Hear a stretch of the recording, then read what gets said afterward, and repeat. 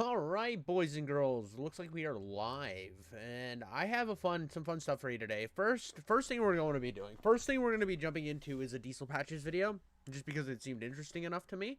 So I want to do that, and then we are covering we're doing Spawn lore. We're gonna do some Spawn lore.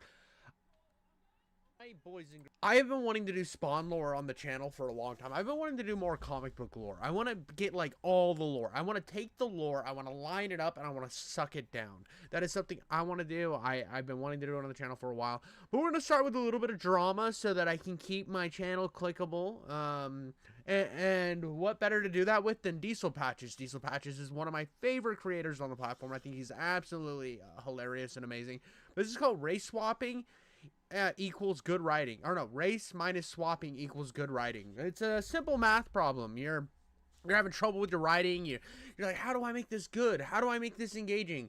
Well, yeah, just swap their race, baby. You just swap their race. And this is why I'm still waiting. I'm still waiting on an MLK movie starring Andrew Santino as MLK. I think it needs to happen. We need to, like, history is a lie. It was, Martin Luther King was actually a very pasty ginger dude.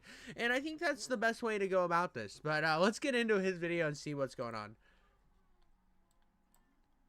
So apparently CW was in the works of making a live-action Powerpuff Girls spin-off, but thank Allah it got cancelled. Yes, even CW thought this was too abysmal to show the public. But dude, and that's sad. I know I'm cutting on now. I'm pausing really quick and right away.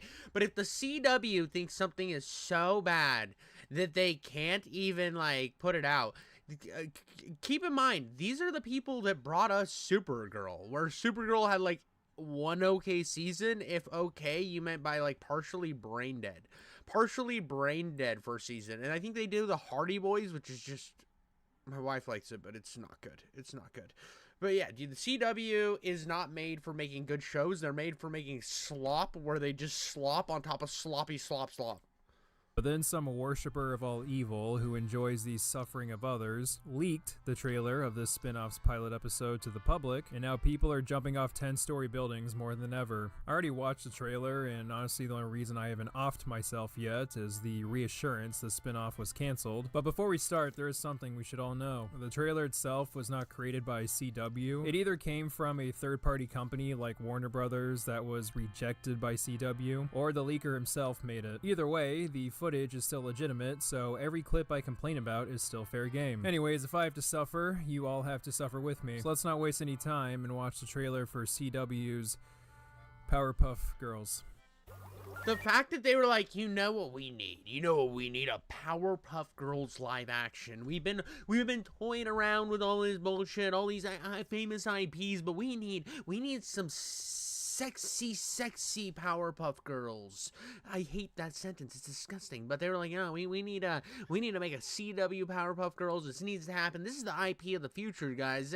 There's all these gay lords over there that think that they're Batman, Spider-Man, retarded. We need the motherfucking Powerpuff Girls. And after we make this, we are then going to make an absolute goon fest, because we're gonna have a Ben 10 show, but we're actually gonna hire only porn stars, and then we're gonna have a Ben 10 meets the Powerpuff Girls fuck off.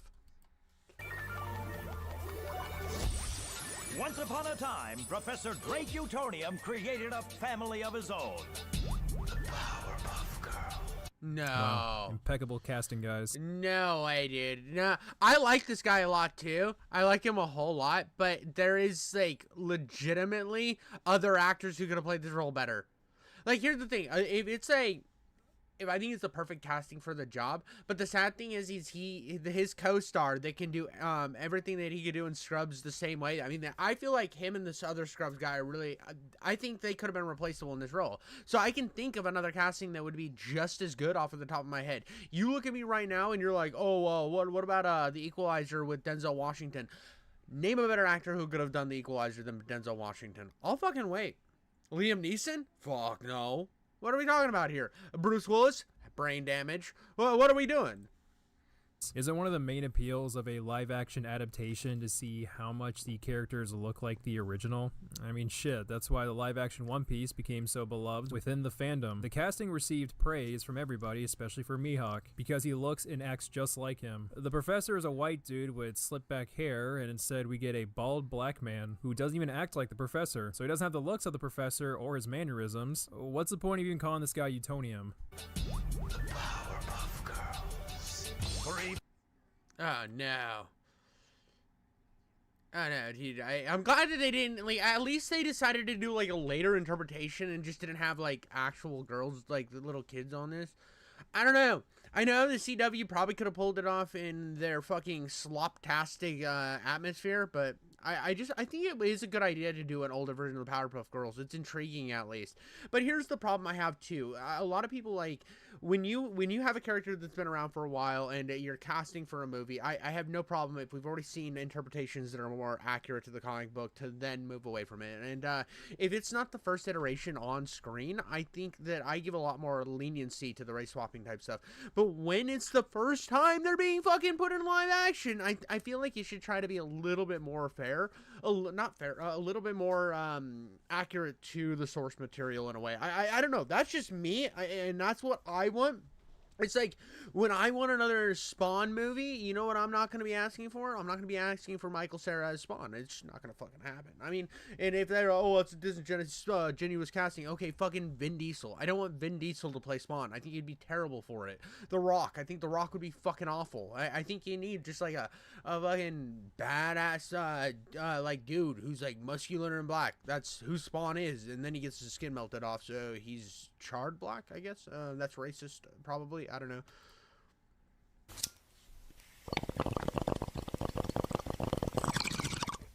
Oh, thank God. I can't feel anything anymore. I already talked about the actors not even looking like the original characters, so I won't even bother here, but that topic will come up later. This screenshot right here is the equivalent of a few girls using a free editing software on their mom's laptop to make an invitation to some kid's Powerpuff-themed birthday party. This is low budget even by CW standards, and this is the same network that brought you... As their fame grew, so did the merch, endorsements, even a cartoon. Are those the Powerpuff Girls? I'm gonna fucking puke. This is a holocaust of wrong. Whoever leaked this trailer deserves to be shot. As I said, we're gonna bring back the topic of characters looking like the cartoon counterparts. Why don't we go ahead and do a side-by-side comparison so we can possibly understand what was going through the heads of these CW writers. Nope, they're just not trying. I understand CW shows have the budget of 2 nickels and belly button lint, but even a man in a gorilla costume would have been better than whatever this is. Yeah, dude, this is not even it. This is not it, Chief. Neither of these are a monkey with a brain as a fucking glass tubular, I don't know, cum falcon. That's my default too, dude. They got no skibbity. They don't have the giggity schmoodle. This is fucking trash. When I saw Mojo and Jojo, I was like, no, that is a monkey with a brain. And I'm not even the biggest Powerpuff Girls guy, but I know that this is an abortion.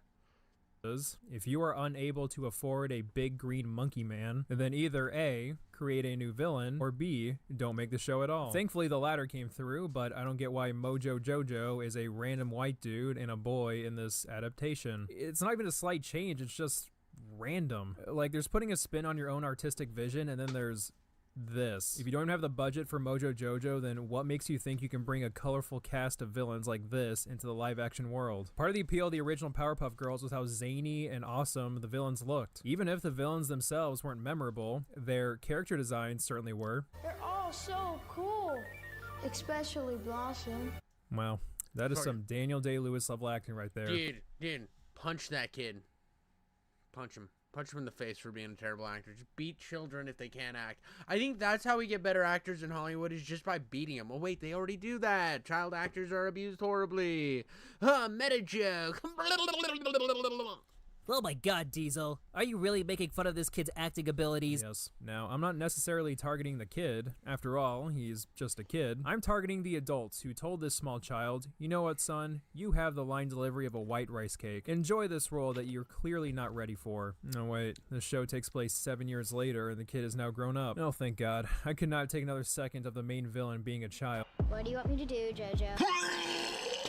I'm sorry, but you kids are no Linus.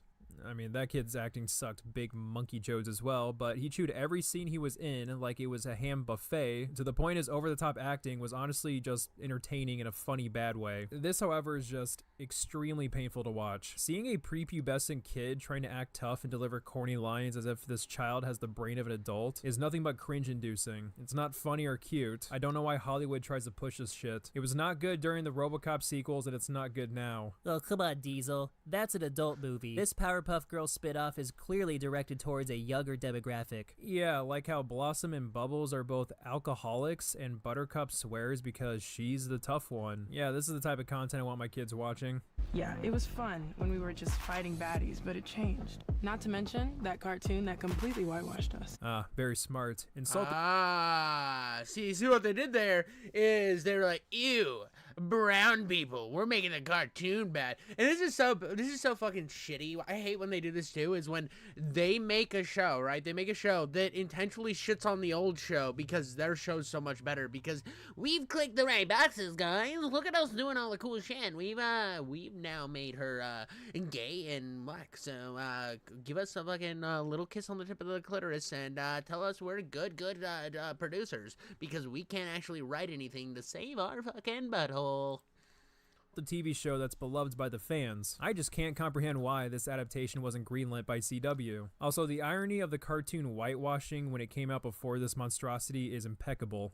Diesel, maybe that's the joke. I sincerely doubt it when the show has lines like this. I'm not wearing that dress anymore. It's gender normative and ass ugly. I kinda know where the writer's intentions lie. I have complete control over him. I'm not a Powerpuff Girl anymore. You're just a boring grown-up. Hang it up and start a book club. This is our chance to prove to everybody they were wrong about us. Oh, Honestly, that's all I want to do while watching this. If the footage is going to deliver nothing but schmuck and insults my intelligence, then I might as well dumb down my commentary. Even more dumbed down, I guess. Ironically, the only thing this trailer got right is the narrator's voice, because it sounds pretty identical with the cartoon's narrator. I say ironically because, remember, this isn't even an official trailer from CW, so whoever made it did more to come closer to the original source material than CW ever did from creating this abomination. This is exactly like the gathering of the Juggalos. You've been. Oh yeah, I'm down with the clown. Wow, a Juggalo joke in 2025. How random. Yeah, you could probably tell based on the line delivery, acting, and writing, these three girls are void of any personality other than being. Well, I can tell you exactly how this show is going to boil down, right? It was going to boil down to a fucking typical, boring, what were they, like, Seven Heaven or whatever, or One Tree Hill, or all of the, it's always the same fucking premise. It's like a shittier version of Supernatural, which, to be honest, Supernatural isn't peak fucking fiction. I enjoyed Supernatural, but at no moment was I like, Supernatural, the writing is pretty much the best thing since fucking, I don't know, like Da Vinci. Da Vinci's writing can suck a wiener, like Plato, Pablo Picasso's art, everything that is you consider fine art. I'm gonna shit on it with a power stretch butthole spread, and then you sit there and just Supernatural. It was never that. It was never that. And so like CW writing was always terrible to begin with. And it never actually focuses around the action because they can't fucking afford to do the action. So you just end up with fucking after school special slop marketed to an older audience. Everything that the CW does is try to try to capture nostalgia, and it's garbage. It's trash. It's the lowest common denominator of entertainment. And I'm just so sick of it too, where it's like, oh, remember when you were nostalgic for this? Yeah, we're gonna bring it back, but we're not gonna put any effort into it, and we're gonna shit all over the original thing you loved because we know better than you stupid fucking retard. You little gay boy sitting over there with your fucking excitement. You got your popcorn. You're finally gonna relive your childhood. Yeah, fucking give me that little dick. I'm gonna slap it back and forth, you little gay boy. It's fucking terrible, dude. being snarky and wisecracking. They'd fit right in with the MCU cast of constantly making jokes and being kind of a dick as their entire shtick. The original Powerpuff Girls weren't super complex, but you could definitely tell them apart. I know it's just a trailer, or I guess a fake trailer, but nothing from the footage indicates that the Powerpuff Girls are 3 different characters, but merely bland gray blobs of snark. Lastly, I think the biggest issue with this trailer is that I have no idea who it's supposed to be for. A new generation of fans, old fans, or just a younger demographic. How this show is set up, it comes across as an adaptation for a new generation. The cartoon version exists in the universe, but as a cartoon. The acting, some of the comedy, and editing feels like a bad Robert Rodriguez kid film. But at the same time, the final joke of the trailer is this. And I bet he still is, but in like an angry, kinky hate boner kind of way. That's the best kind of boner. I mean, yeah, the Powerpuff Girls, like many other older cartoons, threw in adult jokes here or there, but the jokes themselves were crafted in a way only adults would understand. Here, it's just, haha, she said boner. That's right, this is the grown-up version of Powerpuff Girls. We're here to act even more childish and ignore all forms of subtlety. I do have to say she's the hottest one out of the 3. This bitch, not hot. She is very attractive. These 2 are the most attractive. I have decided now, these 2 are the most attractive of the 3. She looks fucking weird. It's like her jaw's giving up on her face. I'm pretty sure her jaw is like officially just trying to exit her face. Like you see here, jaw, or whatever this part is. This fucking right here to her chin. Her chin's like, I'm a chin. And then this part's just like, I'm going upwards, evacuating the face. So it's just like chin and jowl. Chin and jowl. That's all this bitch has got. She looks like a fucked up character animation that somebody posted of their Elden Ring run. Within our humor. I'd say this is the worst adaptation of Powerpuff Girls, but you have to remember, the last one had twerking and a writer's self-insert hitting on a 10-year-old, so maybe this isn't the absolute worst thing ever. What? What the fuck is that, dude? I've never even heard of that other Powerpuff Girl thing. Let's watch the actual trailer. Let's watch the actual trailer. I know I will pay attention to see if this gets me clapped, but where's the actual trailer? Right here. Have you heard of carparts.com? Check this out. They have over 1 million quality parts that are guaranteed. No, this isn't it. This isn't it. Where is the actual trailer, bro?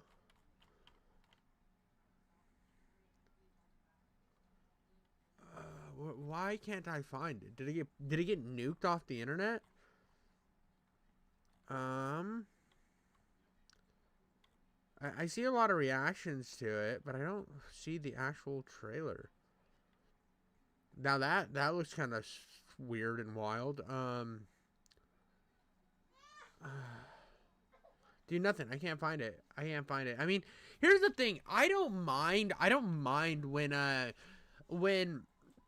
when they take and they take a old IP that's like was originally a kid's IP, right? I don't mind when they take a kid's IP and then decide, okay, so these people are grown up now, let's make an edgier, dark version. I actually like when they do that. When it's done well, when you take it and you actually have like put effort into it, they're in different places, they're falling apart, they remember who they were, but they're not that anymore, and it's about like the struggles of them like figuring out how to get together as a team again. I love stuff like that. I always will. I think if it's written well enough, it can be incredible. And yes, is a very cliche, absolutely. But there's something that could be done really well with that. But the problem is the CW is not going to be the one to do it because they can't fucking write themselves out of a hole while they're putting the lotion on the skin. You know, it's just garbage. It's insulting to your intelligence. It's absolutely the worst common denominator. It has all the problems of the let's make sure that we fucking slap as many different races in here as we can so we can get bonus points for some fucking reason. We're going to write everything like we have disdain for the original source material, and it's just kind of insulting. I mean, it was like, I remember when I was watching The Flash in the first couple seasons, I knew it was trash, but I was enjoying it. And then what's her face? Barry's girlfriend, I can't remember her name.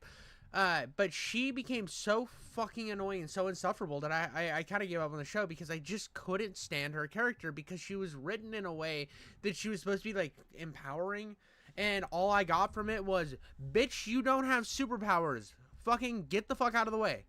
Get the fuck out of the way. You have zero good about you at this point. And I don't know why Barry doesn't use his flash speed to get the fuck away from you. And that's just kind of the problem with the CW.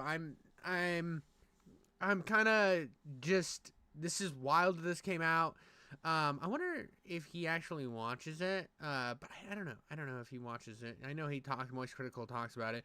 Hey guys, I just want to talk about how wacky and goofy the Powerpuff Girls are. It's not good. It's wacky and goofy. I have 60 dildos, and I actually really like Moist Critical. That was just a shitty Moist Critical impression. But yeah, that's the Diesel Patches race swapping problem. I think that that shit's dog shit incorporated and should be burned with fire. Anyways, guys. We have some big stuff. We're going to be talking about the story of Spawn. Now, Spawn has always been one of my absolute favorite superheroes of all time. I liked his idea behind him. I like how dark and edgy he was. I like that he came from a time in comics where everything was getting darker and edgier. Because it just, I don't know. It was like the point where comic books in the U.S. kind of hit this desensitization, and then Todd McFarlane and the boys made shit edgy again.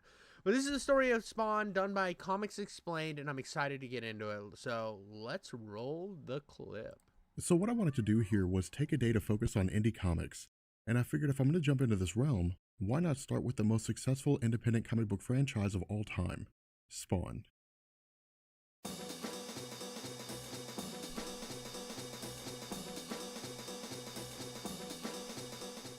So the roots of Spawn actually come as fallout from the relationship between comic book creators and comic book publishing companies. Also, before we start this video, I just want to say that no, Todd McFarlane and Seth MacFarlane are not related to one another. Having said that, if you recall my video on Howard the Duck, we had talked about how Steve Gerber's lawsuit against Marvel over the ownership of Howard set the standard for defining a new relationship between creators, writers, and comic book publishers. To sidetrack for a second, prior to Steve Gerber, most all comic book creators were considered workers for hire. What this means is that they're basically contractors that can work for Marvel, DC, or any number of other comic book publishing companies. At the time that Steve Gerber worked for Marvel, the relationship between creators and comic book publishers was one-sided, in that when a creator's work was handed over to appear in a comic, their rights to that character went with it. When Steve Gerber had created Howard the Duck in 1973 and was fired for his inability to meet deadlines in 1978, the rights to Howard the Duck stayed with Marvel. And so in 1980, when Stave Gerber learned that Marvel... I'm going to be real. I love Howard the Duck. I love the original Howard the Duck run. I think it's one of my favorite comic books ever. I always found Howard the Duck incredibly intriguing. One of my best, or my favorite B movies ever made is Howard the Duck the movie. It is actually the first Marvel movie to ever hit theaters, which is fucking wacky and goofy. Marvel intended to capitalize on Howard's incredible popularity by launching a film. Steve Gerber filed a lawsuit alleging that he was the creator and sole owner of the character. While Steve Gerber would go on to lose his lawsuit, the fallout allowed for the creation of something called a Creator's Bill of Rights. Although creators were still maintained under work-for-hire laws, among the rights outlined in the Creator's Bill of Rights was profit sharing. Where creators were previously paid a set amount based on their popularity and their ability to bargain, under the Creator's Bill of Rights, content creators now had the ability to share in the profits of sales relating to their work. Transitioning back to Todd McFarlane, this system of profit sharing was one of the contributing factors that led to his leaving Marvel and DC and subsequent creation of Spawn. In 1979, when Todd McFarlane tried to enter the comic book scene, his efforts came in the form of around 700 pinup submissions spanning the course of several months, which were sent to both DC and Marvel.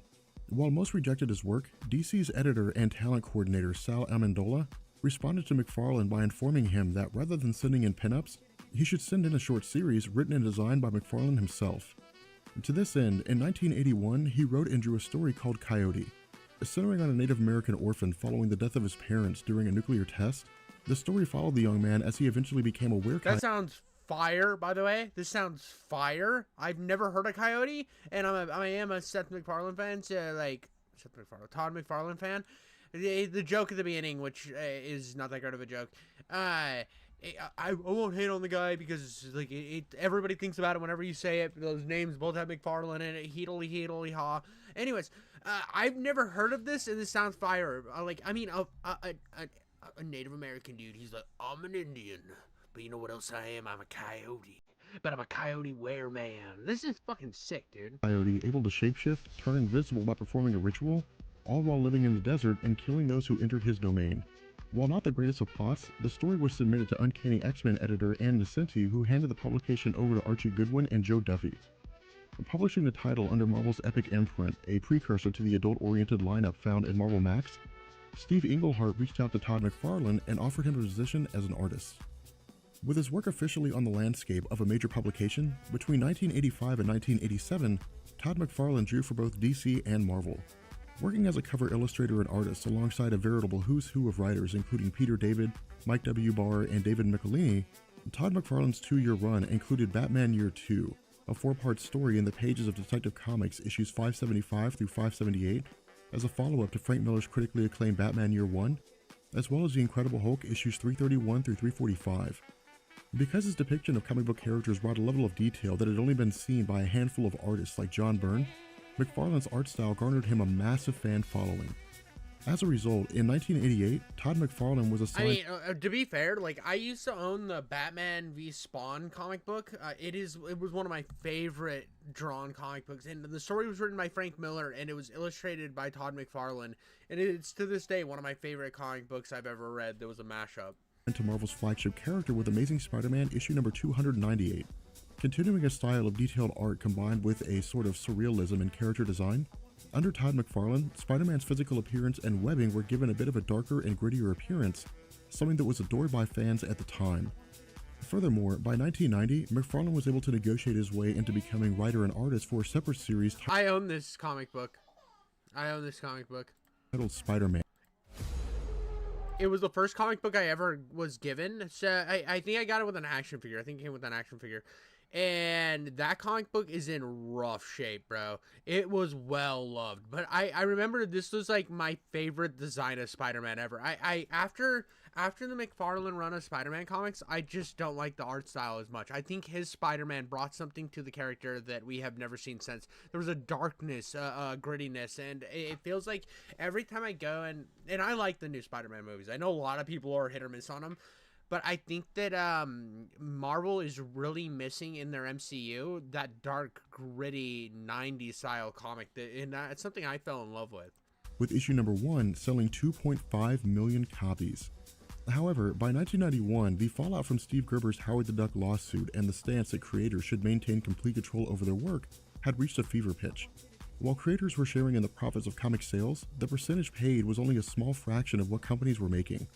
Moreover, because the work by Todd McFarlane, among others, were being marketed heavily, including the release of variant covers spurring record sales, the pay of Todd McFarlane and others largely remained unchanged in that they were making the same money as individuals whose comics weren't selling that well. As a result, alongside Rob Liefeld, Jim Lee, Eric Larson, Jim Valentino, and Mark Silvestri, Todd McFarlane founded Image Comics. Under the new brand, Image had 2 main rules. Creators would maintain complete ownership of their work, allowing them to take their products with them when they left, and as an extension of the first rule, the second rule was that Image Comics would not interfere creatively or financially with the efforts of creators. Another thing that I really like, there's actually something funny with Steve Liefeld, is there's a correlation, you know, when there's almost echoes in time periods where people are doing the same thing. This was going on in the video game industry, except for instead of people leaving Marvel, it was people leaving id Software, and they went and created. You know, you have to let me know in the comics, or not in the comments, and like while you're down there. But they went and created a new studio that released the one guy who left and started it, which would be the Todd McFarlane in this case. He released a couple banger games. It was Deus Ex and Deus Ex 2. Well, then there was his buddy, which it would be the Liefeld, and then John Romero in the other situation. They both decided, I'm the creative genius. I'm going to go over here and do whatever I want. And then they kind of sat on their ass a bunch and then a released slop. Like, I can't remember what Liefeld made for Image Comics, but it wasn't great. And then if you look at John Romero, he made Daikatana. So I just love that there was that correlation around the same time period, kind of the same problems.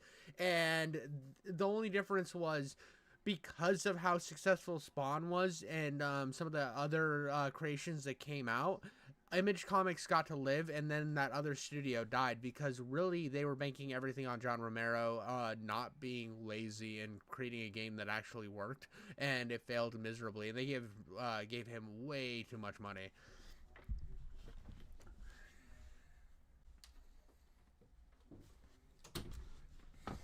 Sorry, I had to close the door. All right, let's get back into it.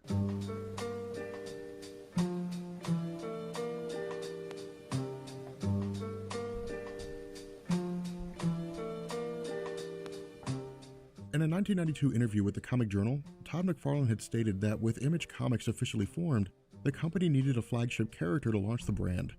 Because relatable characters and anti-heroes were something fans seemed to latch on to. This is actually another issue that that video game studio had, is even though Deus Ex was very popular, it still had a very niche design to it, to where it didn't have a mass appeal. It was successful enough to be like, yeah, we can actually do this, guys. And then they never had that huge mainstay. They didn't have that Doom guy, that Halo. And even to this day, you look at kind of the track in the whenever Deus Ex comes back, it kind of comes back for a little while and then disappears again, because it's always been kind of a niche cult loved character, and it was never that over the top massive just pull your dick out and stroke it till you bust character. And were the highest sellers. McFarlane sought to combine both by introducing a normal man thrust into an insane situation who would fight for the same things as heroes, but take a darker approach. And taking place in the first 4 issues titled Questions, the origin story of Spawn is originally given to us in bits and pieces. And what I mean here is that the story simply picks up with Spawn on Earth having no idea who he is or what happened to him. As he explains, flashbacks occur periodically but only provide fragments of information. In his first flashback, he sees the images of an unknown woman along with his funeral. But as the images come into sharper view and he begins to recollect his own funeral, he comes to the realization that 5 years have passed since his funeral and the present moment, with the woman he's seeing in the flashbacks being his wife, although he doesn't remember her name. Coming to the conclusion that the only way for him to actually piece his life back together and understand what happened to him rests in locating and visiting his wife, he sets out to locate and speak with her. Following this, Spawn has a flashback where he recalls that after dying, a bargain was struck with a demon named Malboja who granted him powers, but at the price of his soul. At this point, he begins experimenting with his abilities. Realizing that he can use his powers to change his appearance, Spawn morphs his face into a younger person. But after realizing that he can't change his appearance back to the way he used to, he begins to lash out. Changing back into his decrepit form, he has a third flashback. Well, the first vision was about a woman, and by the way, God, what's his name? Martin Sheen killed it in this role. I have to say something about the original Spawn movie, and I wish that they would have done flashbacks kind of like this, where it's actually just more organic instead of doing the rinse and repeat superhero movie where it's like, here's the backstory, here's where we are now, superhero shit, ending. That's the biggest problem with Spawn is it's just so generic in its story and its pacing and doing everything that everything else was doing. But when it came to the casting for that movie, peak casting, absolutely amazing. John Leguizamo, hey you Spawny, hey you Spawny boy, I loved it, dude. It was so good. Oh God, I loved it. It was just like Michael J. White was perfect. Everything was perfect except for kind of the pacing and everything. And the second was about selling his soul to a demon. The third vision is about a man that he remembers named Jason Wynn. What we're told is that Jason Wynn had initially served as a mentor to Spawn. Under the tutelage of Jason Wynn, Spawn learned to become an expert killer in the military and later as part of the CIA. However, as his time engaging in Black Ops missions increased, he began to realize that rather than performing legitimate actions on behalf of the government, instead he was helping to cover up illegal activities. And so when Spawn confronted Jason about his actions, he learned that not only was he right, but Jason seemed to enjoy the pain that he was causing others. Now following this flashback, Spawn passes out, and after waking up, comes face to face with the Violator. Now initially, we're not given any information on why the Violator is here or what his purpose is. But as he's presented to us, the Violator seems to be a comedic element in the Spawn series.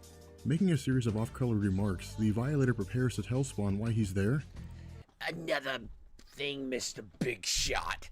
I could rip your spine out and use it like a whip. I could snap your bones like brittle chunks that they are, and I could tear your head off and use it for a baseball. And I could cut you up into bite-sized pieces and mail it across 50 fucking zip codes. Are you scared yet? But begins to descend into a discussion on the various ways that he could kill him. In addition to this, the goofy nature of the Violator is expanded on when he reveals that he has to use a bathroom in the middle of his explanation and seemingly defecates in the alleyway. After finishing and continuing his explanation on how dangerous he is, Spawn becomes fed up and simply walks away. Shortly after though, Spawn realizes that the name of the woman he was looking for is actually Suja Organic Cold Pressed Juice. Wanda. Her name is actually fucking Wanda. Dude, everybody knows Spawn's bricked up for Wanda. Blake. Piecing his memories of Jason Wynn together, Spawn realizes that as a former employee of the CIA, the organization would have a complete file on himself as well as Wanda. After going to the offices and taking the file, he begins to skim through and realizes that Wanda had moved from her parents' house in Staten Island to Queens, New York. Traveling to Queens and changing his entire appearance, he approaches the house of Wanda. And this is also, you can see in Spawn, there's a lot of overlap between McFarlane's earlier work, like the Queen's shout out to Spider-Man, some of the webbing, the chains that Spawn swings from sometimes. I know he glides and stuff too. And also his kind of a design toward like a Batman meets Spider-Man, but this hell creature. There's a lot of overlap between his earlier stuff, and I've always kind of appreciated that Spawn kind of felt like everything good about other characters, but darker with a realer story. After ringing the doorbell and meeting Wanda face to face since his death, he finds himself both stunned and enamored about how beautiful she is. Claiming to be part of an organization called the SPLA. I don't know about beautiful. Look how fucked up these goblin eyes are, bro. Look how fucking goofy woofy these fucking giant not Phil Collins, but you know that movie Filled with the alien with Seth Rogen? I'm an alien. Yeah, it's a fucking, these eyes are fuckity wuckety, dude. They're all googly fucked, dude. They're looking in 6 different directions. She's like, I ain't seen a penis in so long. Can I have your penis, random white man at my door? Oh, dude, she's all sorts of fucked up. This is some fucked up drawing right here. You fucked up, McFarlane. Your shit looks like AIDS dragons. Is a stand-in for the real-world group, the ASPCA. He uses the excuse that his reason for being there is to offer a licensing option for the family pet should they become lost. However, partway through their conversation, I need to watch the HBO cartoon. I haven't. I remember my dad used to watch the HBO cartoon, and I've never seen it. I will eventually watch it. Wanda is met with the arrival of her daughter. Realizing that the diagnosis from doctors of their inability to have children when he was alive was due to the fact that Spawn couldn't produce children, he becomes overwhelmed by this fact and collapses. After coming to, he finds himself in the living room of Wanda's house, at which point we get a little more backstory on the aftermath of Spawn's death and the life of Wanda Blake. What we're told is that Spawn's real name is Al Simmons, and that the report issued to Wanda was that he died in the line of duty. However, because he had been part of the CIA, the specifics of his death were never revealed due to issues of national security. Furthermore, during the 5 years between the time Al Simmons died and the current moment, Wanda and his best friend Terry Fitzgerald grieved together, and during the time, fell in love. The guy who they cast to play the best friend in the movie was the worst casting. I said that almost all the casting was good, but he was the worst casting. And now that I'm looking at the comic book and I'm seeing he was black, they race swapped him, which isn't cool. Not cool at all, guys. You fucked up. Love, at which point they produced a child named Cyan. Referring to Wanda, but using a non-existent person as a stand-in, Simmons states that he was married once, but that he and his wife had gone separate ways, and that she doesn't know anything about him anymore. Furthermore, rather than getting in the way and intruding in her new life, Simmons ends the conversation by walking away and wishing the two a good afternoon. Following the revelation that Wanda had started over and that his life as it stands now is a shadow of his former self and that he's destined to isolation, Spawn swears vengeance against Malebolgia in stating that all he wanted was to be with his wife again. However, during his rant, Spawn's interrupted by the return of the Violator. Having previously been on a series of murders in the city of New York, the Violator killed his victims by ripping their hearts out of their chests. Engaging in a battle with Spawn... That's the best way to kill your victims. Every once in a while, I'll be walking down the road just... And I'm just like, fucking heart grab. And then I just leave because, like, what am I going to do with a bunch of fucking hearts? Like, fry them up and dip them in jelly? I don't... What do you do with human hearts? I'm not a cannibal, so I'm just in it for the game of heart pulling. The Violator tears his heart from his chest, but realizes that Spawn has power given to him directly by Malebolgia, allowing him to live without a human heart. After engaging in a brutal and violent battle in an alleyway, the Violator explains that the reason he's there is to monitor Spawn and teach him how to use his powers. What he also says is that Spawn seems to be some measure of the chosen one in the eyes of Malebolgia, although we don't know how. Beginning as lessons to Spawn on the use of his abilities, the Violator and Spawn engage in a vicious battle in the alley that costs Spawn his arm. However, the conflict's broken up with the arrival of Malebolgia himself. As he explains, the purpose of Al Simmons being transformed into Spawn was to lead Malebolgia's army of condemned souls against God. Because Al Simmons killed so many people when he was alive, and because he possessed a combination of ruthlessness, brashness, and arrogance, combined with his atheism, when he died, his soul was captured by Malebolgia. While later appearances of That's right, you atheists out there, you dirty fucking non-believers, and the Lord Jesus Christ, my boy Jabibus, he's one of the good ones, and since you don't like him, you're going to be, you're probably going to turn into a fleshlight for the use of Malebolgia. Your butthole's going to be fucked nice and tightly, and Malebolgia's going to be, like, grabbing people and just, like, and they're like, no, don't use me as a fleshlight, Mr. Malebolgia. And he's like, you should have believed in Jesus, boy. And the other guy's like, no, but I did. You liar. You were an atheist, too. Spawn would show him having godlike abilities. In the early comics, Spawn had the ability to project energy to heal from almost any injury and shapeshift. But these abilities came with a caveat. Either he can use his powers against Malebolgia, attempting to end villainy, which will result in his powers burning out and his soul being damned for eternity, or he can refuse to use his powers and do nothing, which would lead to damnation if Malebolgia is successfully able to take over the world and destroy God.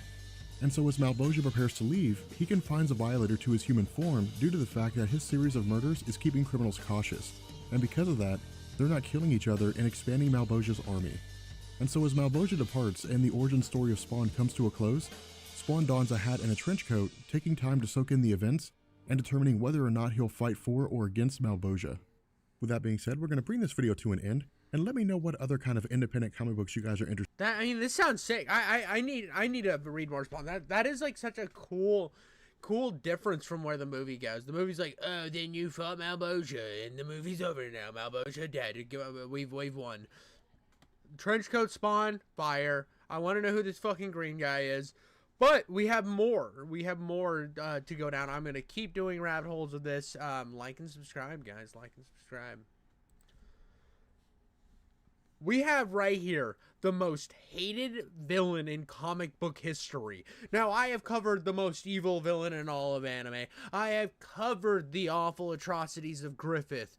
I will eventually cover all of the evil villains because I love lore. I want to be drenched in it. I want the Heavenly Mother to spread her thigh gap and pour the juices of lore right onto my face. And today we're going to be talking about Billy Kincaid, Spawn Universe Explored. This is done by Marvelous Videos. Let's get right into it, boys and girls.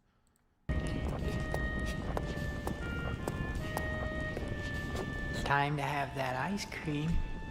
No! Burn him! Shoot him, burn him, and then use him as just like, take his balls and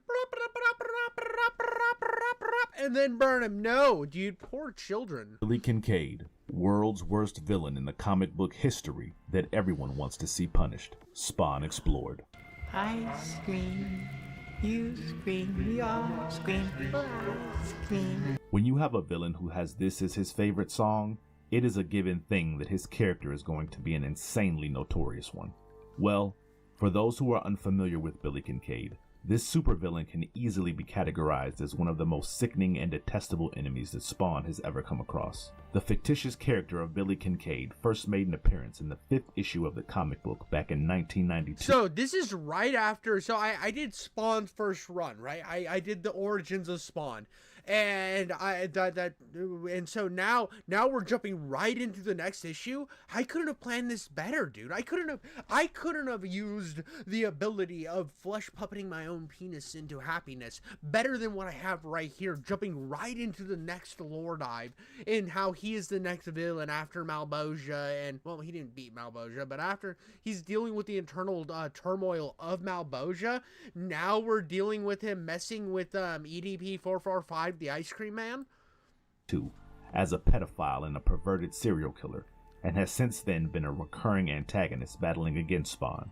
He is sadistic in nature, hideously obese, and an evil human being with a penchant for luring his child victims inside his ice cream truck. Strawberry. Why is everybody still wasting their time? These are the worst people in the world. Like, here's the thing. I don't like some of these PDF file catchers, right? I don't like a lot of them because sometimes they like destroy public property in the means of beating the hell out of the dude. Now, that's where I have a problem with it, is because you are destroying public property. It's like, dude, this random Kmart, what is this, 2006? This random Target didn't want their aisles knocked over because you're playing Vigilante. But at the same time, I do like they're getting put on blast. I don't like these people. I think these people are awful.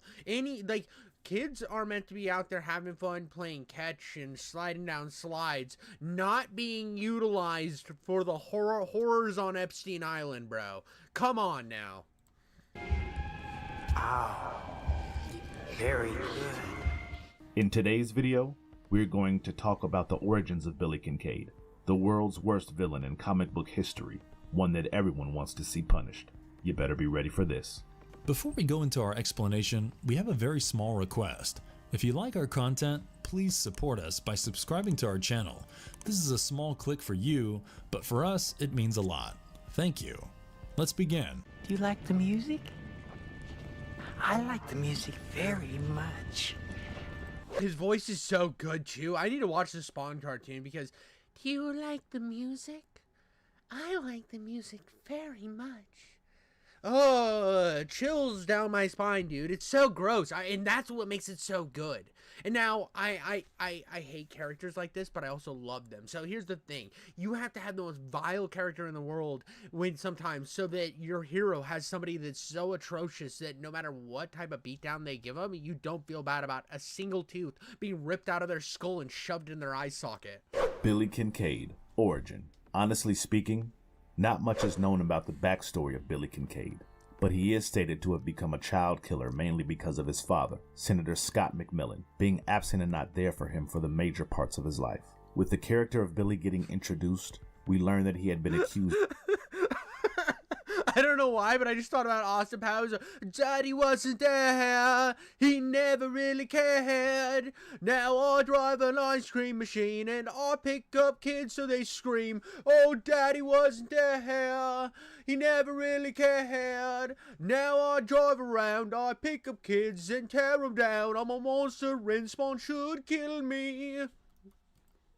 Of the brutal murder of Amanda Jennings, the 8-year-old daughter of Senator Paul Jennings. Initially meant to serve a time period of 22 years in the prison, it was Billy's good demeanor, the service of powerful attorney Jeff Pittman behind his back, and a positive psychiatric assessment from the Wingate Institution in New York City that granted him an early release and made him a free man after serving the sentence for only 6 years. This is like, so there's a case of the guy, Mr. Swirl. I've covered him on my channel before. Mr. Swirl was a serial monster gooner of the child kind, and he was from Canada, and he would fly to all these countries where they didn't have like rules against that type of stuff, and he would just like collect children and have his way, right? Well, eventually he gets back to Canada, he gets arrested, and they're like, oh, well, here's a couple weeks in jail, and you better change your way. Hey there, you better change your way, you little hoser. You been a bad boy, Mr. Swirl. You's best not be messing with those kids now, eh? And he just like consistently lived the rest of his life, and this is exactly the same vibes I'm getting. Nonetheless, he is seen getting released, and no points for guessing that he was back to his old hobby of referring to himself as the Ice Cream Man and using the vehicle for kidnapping, as well as killing children. Now, we all know Spawn in his previous life had been a CIA assassin. In fact, he as Al Simmons was even given the task to assassinate Kincaid, but was unable to kill him because the latter got arrested by the police before he could carry out his mission. Therefore, when Spawn got to know of Kincaid's discharge, and that upon release he had resumed his old habits, we need to burn him with fire. Spawn needs to just end his entire life. It was only fair that he gave Kincaid the much awaited, fitting, horrifying death sentence. Spawn wanted to give Kincaid a dose of his own medicine. Therefore, he ended up stabbing him with an ice cream scooper along with several popsicle sticks. That's so fire! And see, like a death like this on a villain who, let's say it's a bank robber, right? It's a bank robber. You kind of get his backstory. He's killed a few people, but it's kind of like accidental or something.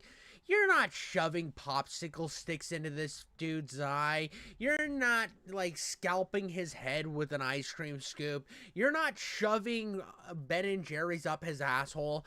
No, he's the guy that has, like, they both pull a gun and you shoot him and you're like, it sucks that I had to kill him, but he was still a bad guy.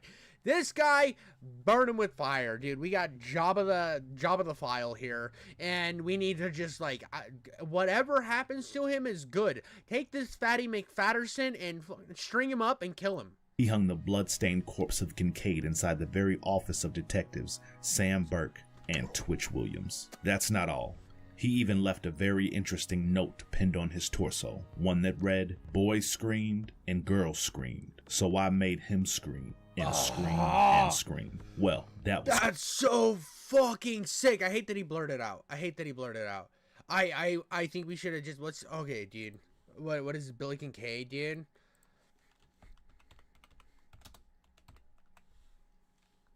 Billy Kincaid.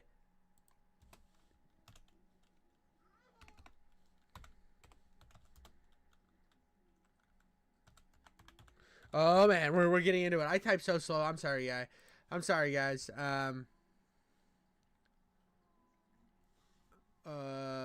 we go. No, what? Why?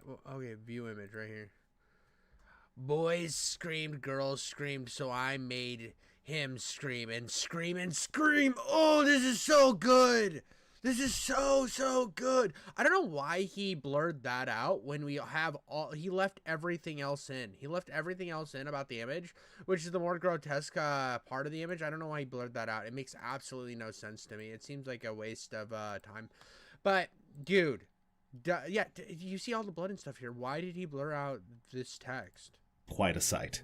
Now, if you are thinking this is where we come to a conclusion with Billy Kincaid's character, no. His antics don't really end here. Going back to the storyline, he dies and wakes up in hell. That is precisely where he encounters Vindicator, one of the 5 famous Fleabag brothers. He brings Kincaid to the 8th sphere to Malbolgia, where he is given the K3 Merlu, a suit similar to Spawn's. Kincaid is made to become a Hellspawn and serve Malbolgia. Of course, Spawn comes to Hell where he now has to fight against the newly empowered Kincaid, but it is a quick battle that ends with Spawn easily overpowering Kincaid, even in his new suit. And let's not forget about the part where he decapitates him. Dude, he's like, you thought you could come into my house?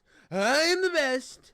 I am Spawn. I'm gonna rip your fucking head off, you stupid pedophile. You are the worst. You deserve to die. We're gonna take your balls, shove them into your mouth, and then I'm gonna rip your head off because I am the greatest. Thinking we've come to an end, are you? Sorry, but there is more. It is Kincaid that we're talking about. His character cannot just die and remain dead. Kincaid comes back yet again, and this time as a ghost possessing people, coercing them to commit crimes based on their most violent impulses, and damning the innocent souls in the process. Also, with every single murder, Kincaid is seen growing stronger and more powerful than before. Because of Kincaid's ability to jump from one body to the other. I feel like this is just overstretching the character at this point. I feel like you had it already went to a step a little far when you turned him into Pedo Spawn.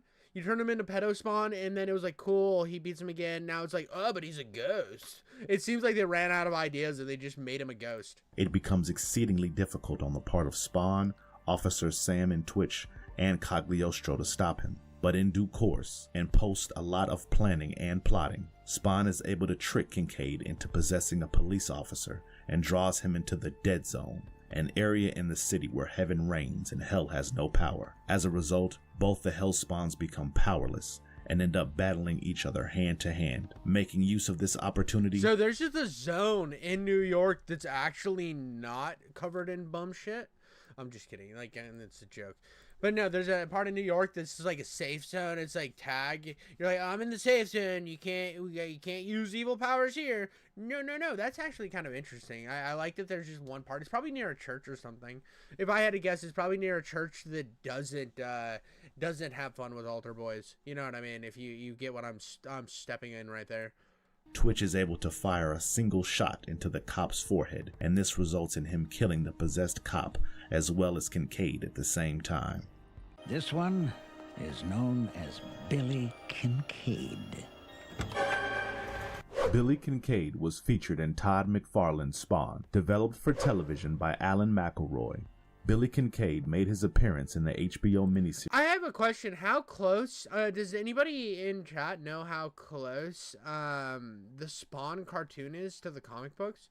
Is it like actually a beginning, middle, and end, kind of like the comic books have, or am I just crazy here? You have to let me know in the comments below. Spawn, the animated series. Voiced by Ronnie Cox, Billy Kincaid is shown to be the deranged, illegitimate son of Senator Scott McMillan. He liked children, but not in the normal way. He would lure children inside his ice cream truck and then take them back home with him, only to dump their mutilated bodies in disposable bags into the alleys of Rat City. Well, Kincaid marked the beginning of his doom when he kidnapped Wanda Blake's young daughter, Cyan. Oh, dude, you're screwed, bro. You're screwed, dude. You don't mess with Wanda. You don't mess with her daughter. Spawn will take your intestines and hang you by your neck from those intestines. Violator, who wanted to put Spawn to test, so he ended up giving the psychotic child killer the address of Cyan. Kincaid kidnaps Cyan and takes her home with him, with further plans of torturing the child. Hello, little girl. Do you like Tutti Frutti? Of course, Spawn went to rescue Cyan right after learning about it. A prolonged battle that followed had Billy overpowering Spawn for the time being, causing a fire to break out, and Billy grabbing the opportunity as well in Cyan and jumping right into his ice cream truck. As he tries driving off to the city, Spawn manages to jump on top of his truck and punches through the roof to grab Billy. This only leads to Billy spinning the truck over into the alleyways, taking Cyan with him into the darkness. You don't belong here. Spawn eventually corners him, and as much as Violator wanted Spawn to kill Kincaid to fulfill his own sinister desires, the former only gets disappointed when Spawn leaves a mortally wounded Kincaid for dead and simply leaves with Cyan. It goes without saying that Violator, in the guise of Clown, is absolutely furious and frustrated that Spawn did not finish the job that he was supposed to. I don't like this as much. I don't like this as much at all. I like the ice cream scoop stab method way better. He walks right up to Billy lying on the ground.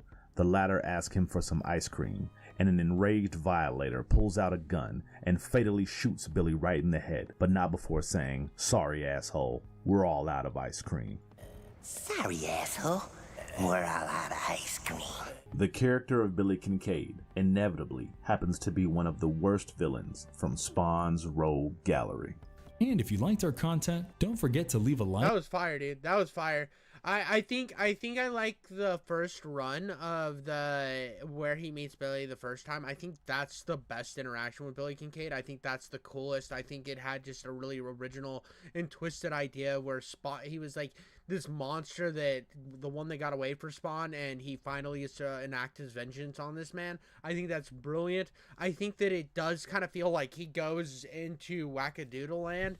And the changes they made for the cartoon, I literally asked chat if it was accurate to the comics, only to instantly be told it was not.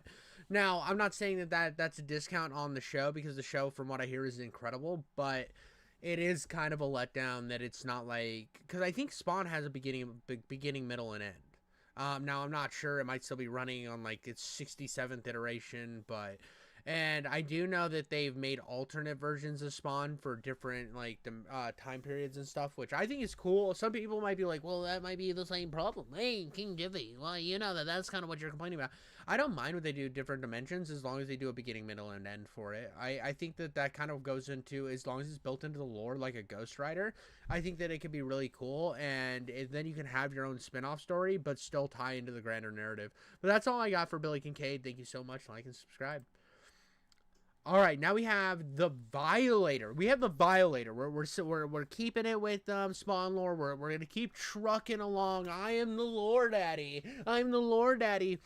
You think that you can escape? The lore can escape me? No, I get naked and I run through like rows and rows of razor blades to just get razor blades. I get the razor blades just caught in my taint and I just get the lore. I chew down on the lore and I will not let go. And I am so excited to see the Violator, heart-wrenching story of the most dangerous demon clown Spawn lore. This is it, baby. We're trucking along.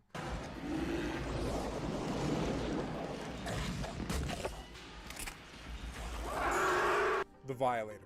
Dude, I'm sorry. I still, like, there is so many cool scenes from the movie. There's so much cool stuff from the Spawn movie. It's one that I will never write off. I actually don't hate the Suicide Squad movie either. I know that they're both kind of considered bad movies, but I think they're really fun to watch. Spawn Origins, explored in detail. This supervillain by Todd McFarlane simply needs no introduction. Conclusively, the most recurring villain of the 90s comic book series. This horrifying clown and the arch nemesis of Spawn just cannot be taken lightly. Now, a lot of you might hold DC's Joker right on top of the list of the most terrifying clowns, but we'd urge you to rethink and bestow the title on this constant tormentor instead. If you have ever had a doubt regarding the extreme nature of Spawn's comic book roots, well, look no further than this character here. Introduced in the second issue of Spawn, the Violator was first sent to Earth as the demonic guardian to Spawn. In all likelihood, you have seen him as an overweight, bald guy, say about 3 feet 10 inches, and with some clown paint on his face in the shape of an M. Okay, that is his disguise because his true demonic form happens to be a widely disproportionate, ferocious-looking nightmare with an inclination towards murder and mayhem. Throughout the series, Violator... This is one of the most well-designed villains of all time. It took that aesthetic of the like things like the Joker. This is where it goes back to where I've said in the past, Todd McFarlane was a genius about taking the things that he learned throughout his career and then applying them in a sense in his comic book with his own twist on it. So he took a character like the Joker and he's like, what if the Joker actually was a demon and had two very distinct forms? And he did it perfectly. He took the Joker and instead of him being like this calculating madman, he's just this vile, he's still calculating, but he's vile version. He's a disgusting piece of filth. He's like a Danny DeVito when he from It's Always Sunny, but with a penchant for murder, right? And then when he fully gets to the full form where he fights Spawn, he's this giant grotesque entity, and it's just brilliant. It's brilliant. Is shown to look for ways to torture Spawn like it's his hobby. And while it is true that Violator has been killed countless times, he has managed to come back every single time, somehow way more powerful and deadlier than the last. Before we dive into his origins and explore the intricate aspects of his character, we'd like to share something that we think a lot of you did not know. You might as well wonder how it is that Todd McFarlane came up with such an interesting name in the first place. Well, full credits to a cold, rainy night that had McFarlane waiting inside his car for his wife. He chanced up a sign on the wall that stated, "No parking anytime. All violators will be towed." That is when the name caught his attention and he thought, how nasty would a name like Violator sound as a villain's? The rest, as you all know, is history. So, bro was sitting there, he's like, God, I wish this bitch would just get into my fucking car, dog. Dude, God damn it, bro. It's raining, I'm outside, and wait, does that say violators will be towed? I'm gonna make my clown the named fucking the Violator, and he's gonna be a disgusting Joker.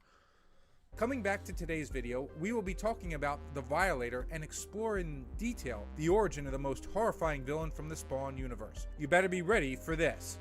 Before we go into our explanation, we have a very small request.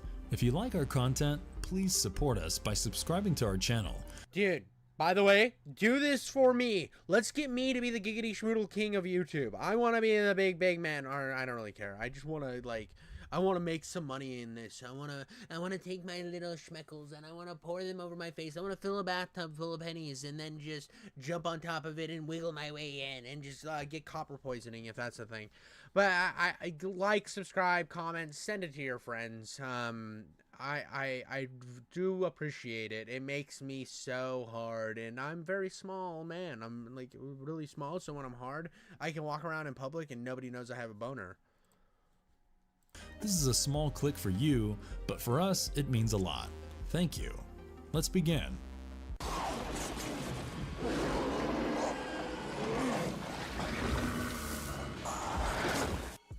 let's take a peek at the birth story of the Violator. We are winding the clock back to the 16th century when Dr. John Dee attempted to summon the spirit of a very powerful degree, the phlebotan spirit of the Upper Aries. But right after arriving before the English mathematician, the demon disclosed his grand desires for murder, chaos, promiscuity, and mostly all things depraved. Dr. Dee, despite the disclaimer, was hellbent on summoning the spirit, much so that he offered his own wife to the spirit to fulfill his urges and satisfy him. But this eventually led to the wife's death when she gave birth to the spirit's offspring, a hideous looking demon, or let's say the infamous Violator to be more. This guy was just like, he was like, I was just making fucking airplanes, dude. I was like, there's this douchebag over in Italy, bro. There's this douchebag in Italy named Da Vinci. Da Vinci's such a bitch, dog, and I'm just trying to like one up that bitch Da Vinci.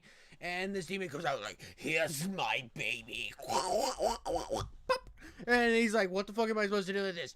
Hell, destruction, evil. Precise. Well, 4 more children were born in the same manner, leading to a total death of 5 mortal women in the process. The 5 together were known as the powerful Phlebaic brothers. In spite of being the oldest amongst his brothers, Violator was criticized. I don't know anything about these Phlebaic brothers. I think I have a video queued up for another time that I'm definitely going to look into these brothers. I want to know like all the stuff about this. And abused by his younger siblings day and night. Even his own father did not leave him, often siding with his brothers and punishing him much to his shock. With Violator finally growing tired and having had enough, he ended up slaughtering his own father out of fury. His actions pleased Malbogia. Daddy didn't care, so here's my knuckle hair, going right through your intestines, ripping out your innards. I'm gonna eat them like a pork sandwich, and I'm gonna kill you, you piece of shit. De facto Grandmaster of Hell, who not only made him the chief lieutenant in Hell, but also had him in charge of grooming and training new Hellspawns that Malbogia created. The purpose was to raise an army for Hell, one that is capable of destroying heaven and have demons lead it. Violator always felt that humans were not worthy of such power and mostly looked down upon them. All those assassin missions were just training for what's coming. Now let's get down to business. All those assassins, it was coming. Oh, I love, dude, John Leguizamo was so good in this. He was so good in that role. He fucking killed that movie in that role. What's the main purpose of the Violator and his connection with Spawn? Most certainly not a demon to be taken easily. Much of Violator's actions were aimed towards proving his superiority to Malbogia and impressing him. No matter how much he didn't really fancy the Hellspawns, he had a job to do, and that included him toughening them up for what laid ahead of them. Mind you, the Violator cannot kill a Spawn if he does not have a direct order from his higher-ups. His main task was to weaken them, drive them to cause unspeakable chaos, and in the process, waste their powers. The Hellspawns, post-exhausting their necroplasm, are to return to Hell to serve in Malbogia's army. Al Simmons was inevitably one of the most memorable Hellspawns to be under his thrall. The Violator did his best to turn Spawn towards his intended goal of wasting his powers and make him wreak unthinkable havoc. But somehow, his mortality would always get in the way. Agents. Let's go, morals for the win, dude. Morals for the win. Al Simmons can't be bent over a barrel and done wrong. Dude, Martin Sheen killed it in this role. I love me some Martin Sheen. Teachings. As a result, Violator's attacks on Spawn were more like the former, seeing the latter as a rival than a threat, and this eventually landed him in a mess with Malbogia. The powerful ruler of Hell punished the Violator for acting against his wishes by stripping him off his powers and confining him within the body of a hideous-looking clown.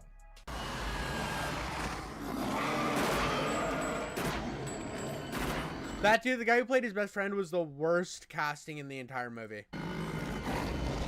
Story arcs and appearance. Violator's killing spree ended up provoking the Mafia, who were absolutely furious by his actions. They ended up capturing him and coerced him to confess his crimes against them. Hell, they even went to the extent of trying to kill him, but Violator managed to break himself free and evade them. It was precisely then that Tony Twist employed the mercenary Admonisher to hunt down the Violator. The remaining Phlebiac brothers saw him struggling and fighting for his life. They finally came to a joint decision to come to Earth and rescue Violator from meeting his end at the hands of a petty human. While this did taint the Phlebiac reputation, the brothers mutually decided that Violator's death in their hands would be a much more delightful treat for them. However, in the midst of the commotion between Admonisher and the brothers of Violator, the demon ended up breaking free yet again, and even had Spawn fooled into reinstating his magical powers, plus his ability to shapeshift himself. Following the first few weeks, he laid low and eventually came back to New York City. Then he had the young Cyan Fitzgerald kidnapped and framed Jason Wynn for the action. Of course, Spawn was furious with Violator for having put his family in danger's way and ultimately used his necroplasm to banish him from the premises of Earth. Post the death of Malebolgia, Violator tried to step in as the new ruler. But dude, I love just how calculating and disgusting this guy is. Everything he does is just like, it's what the Joker would do, but at a disgusting degree, bro. He's just like dripping in slime and cum while he fucking makes all of these plans on how he's going to be the ultimate demon douchebag. Up with a challenge from Spawn for the throne. No points for guessing that it was Violator who was defeated, that too very quickly, and Spawn embraced the power of hell. This made Violator yearn for his revenge against Spawn even further. So much so that he ended up possessing Jason Wynn and also built up an army of clowns through his demonic possession just to draw out Spawn and take his power. Trade. Like this. Is Violator more powerful than Spawn? As a demon of such high standing, there are no second thoughts about the Violator being incredibly powerful. Right from ripping out a Hellspawn's heart with one hand to literally breathing flames, the Violator possesses superhuman strength, endurance, agility, stamina, and the power of immortality. He has it all. Bursting through wooden walls effortlessly, growing in size to an extent that he can simply crush a human with his jaws, smashing through rooftops, ripping off Spawn's arm, snapping a tree in half using just a hand, throwing people with just enough force to shatter concrete, or let's say decapitating his younger brother and beating his head into a bloody pulp. Yep, that's all him. In fact, the necroplasm magic that he boasts of gives him quite a few abilities such as teleportation, raising the dead, telepathy, size alteration, possession, necromancy, shooting energy blasts, and shapeshifting amongst various other powers. Mind you, he is also capable of healing even if he has his brain or heart ripped out for that matter. Would you be surprised if we told you that the character of the Violator can also pull through a myriad of high caliber gunshots that would in general kill a human being immediately? No shit, dude. Obviously, if he can survive his fucking head being skull fucked to death, his internals being ripped out and used as jump ropes, he can take a few fucking bullets. Oh, he can live without a heart. Yeah, dude, then a fucking AK bullet's not gonna do anything to him. Even when he is an overweight clown in disguise, he is pretty strong. Okay. When we said strong, we meant strong enough to punch right through someone's skull, strong enough to kick Spawn pretty far away, and strong enough to catch a falling Spawn, one who easily weighs over 200 pounds. Another high point of his character happens to be his art of deception. It goes without saying that the Violator is exceedingly deceptive. He can play with the minds of the same people over and over again and still have them believing him and falling for his tricks all over again. Also, he is quite the strategist and can easily warp reality. But having said all that, yes, he does have his share of weaknesses too. The Violator can be destroyed by someone who is either an equal to him or of higher power, such as a Hellspawn for that matter. In fact, heavenly weapons can also kill him. A friendly reminder, get with the fucking program. Spawn, the animated series. Also known as Todd McFarlane's Spawn, this adult animated superhero TV series aired on HBO from 1997 till 1999. Based on the very character from Image Comics, the series ended up being a recipient of 2 Primetime Emmy Awards. Developed by Alan B. McElroy, the series brags a current IMDb rating of 8.1 and revolves around the story of former Marine Force Recon Lieutenant Colonel Al Simmons. While working as a government assassin in covert black ops, Simmons gets betrayed and killed by his close friend. I love how it's like, this is the story of the cartoon, but it's also the story of the comic book that we've gone over. It's not, they haven't really gone over it in this video, but like, I think if we're going into the Violator origins, we already know the origins of Spawn, guys. Come on. We're lore goblins over here. We know what we're doing. During mission, his soul goes to hell where he makes a deal with the devil. He agrees to become his Hellspawn in exchange for being allowed to see his beloved wife, Wanda, one last time. Simmons comes back to the living world, but as a Hellspawn with minute memories of his past. Tricked by Malebolgia, he has been given a body that was a decaying, maggot-ridden, ghost-like corpse. With a face heavily malformed, He barely looked like a human, and even had an enormous living red cape attached to his body. Simmons, in due course, grasped the fact that it has been 5 years since he died, and post finally being able to track down his wife, he finds her married to his former best friend, Terry Fitzgerald. The duo also has a daughter together called Cyan. Post understanding that he's no more the man in Wanda's life, Simmons vows to protect her and her new family at all costs. The animated series later shows Spawn initially taking refuge in the dark alleyways, killing just about anyone whom he found entering his newfound terrain. It is then that Malebolgia sends Violator as Spawn's demonic guardian in order to make him carry out violent acts of savagery, all in the name of hell. Simmons as Spawn literally fights against the temptation of evil. In fact, he not only gets pursued by the forces of hell, but also has the assailants from heaven literally after him. The latter exist to destroy the Hellspawn and crush the forces of hell,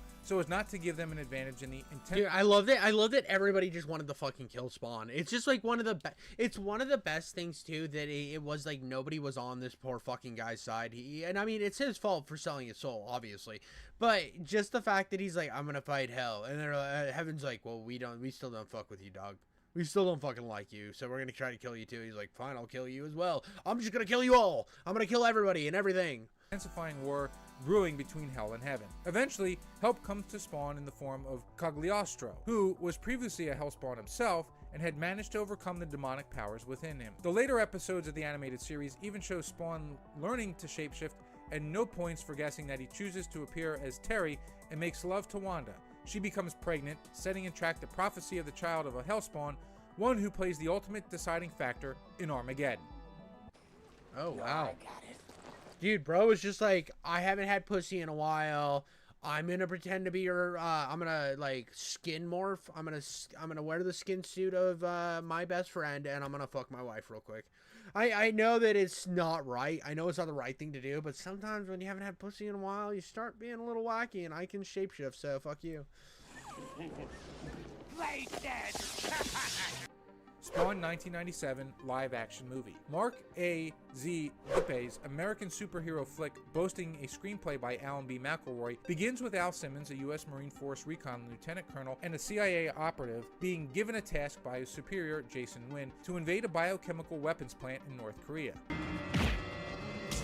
But unknown to Simmons, Wynn has already instructed Jessica Priest, his top assassin, to assassinate him during the mission. Simmons is transported to Hell, where Malebolgia makes him a Faustian deal. Simmons will be able to return to Earth and see his fiancée, Wanda Blake, if he ends up becoming his eternal servant and leader of Hell's army in Armageddon. Simmons, thinking it is a fair deal, accepts the terms and conditions and is transformed into a Hellspawn. He returns to Earth and tries to reunite with Wanda, unaware that 5 long years have passed since his death and Wanda has moved on in life. Bro, they fucking race swapped him. This is such a bad casting. Fucking not cool, dude. Not cool. Fuck this guy, dude. He's probably a good actor, but he's not as good as the comic one. Is currently married to Simmons' best friend, Terry Fitzgerald. In the meantime, Malebolgia has sent his demon Violator in the guise of a ridiculous-looking clown to keep a track on the actions of Spawn, acting like his mentor and setting him onto the path to ultimate evil. Upon learning that the devil has cheated on him, he seeks revenge on his former boss and killer, Jason Wynn, who has also made a deal with the Violator in secret to develop a deadly virus to take over the world and bring about an apocalypse. And if you liked our content, don't forget to leave a like. So, yeah, dude, the end of that video was kind of lame. Kind of lame because it just kind of went up. But, like, I did... the Violator's origins are wildly interesting. I thought I was going to get a little bit more of the hell stuff. But, I mean... I feel like I'm on the cusp. I'm on the cusp of knowing all the lore I need to know. I know about Billy Kincaid. I know about the Violator. And where this rabbit hole will take me, one will never know. And you guys have to keep subscribing and liking to find out more. You need to just fuel the energy of chaos that builds within me. Behind this little goofy fat man behind a camera. I am the Violator. No, I'm not. I'm not the Violator. I don't murder people on a whim. That's all I got for you. This one, you guys. I'm a big fan of the Violator. I think John Leguizamo's performance as the Violator in the Spawn 97 movie was perfect. I think that I want them to do another Spawn movie, which who knows if that'll ever happen. I know it's in development, but it's been in development for like 10 years, so it's going to probably be dog shit. But that's all I got for you guys. Thank you so much. All right, now we've covered the Violator, right? We've covered the Violator, and we found out the Violator's mom was like, I need to birth some babies. I need to birth some babies. And then the guy that was super jealous of all of the great philosophers like Plato and all these other guys, and just wanted to be the next great deal. He was like, yeah, dude, I summoned this demon. Now she's giving birth onto my lap, and a bunch of babies popped out. That is what I know about the Plebiac Brothers. But we are going to jump into the Plebiac Brothers origin, Spawn's most terrifying villains who rule the 8th circle of hell. By the way, has anybody here actually read Dante's Inferno and like the 9 circles of hell? Because if you haven't, or like go watch the Wendigoon video on it where he breaks down the whole story, or read it yourself. It is the funniest thing you will ever deal with. The dude literally walks up to somebody who's just getting melted alive in a coffin. He's like, and the dude's like, well, how's my son? How's my son? And the dude's like, who's winning the election in Florence? Let's get right into it, boys and girls.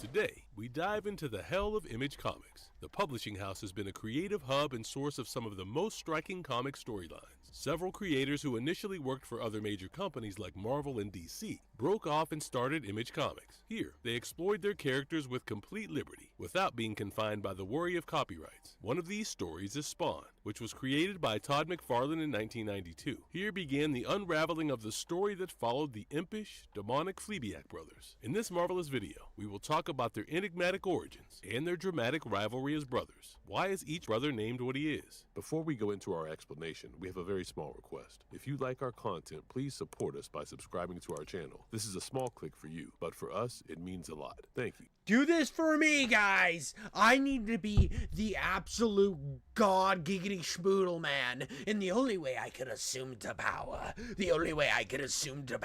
is if you all listen to me, you little plebes, you little ants upon my shoe step, and like and subscribe for daddy.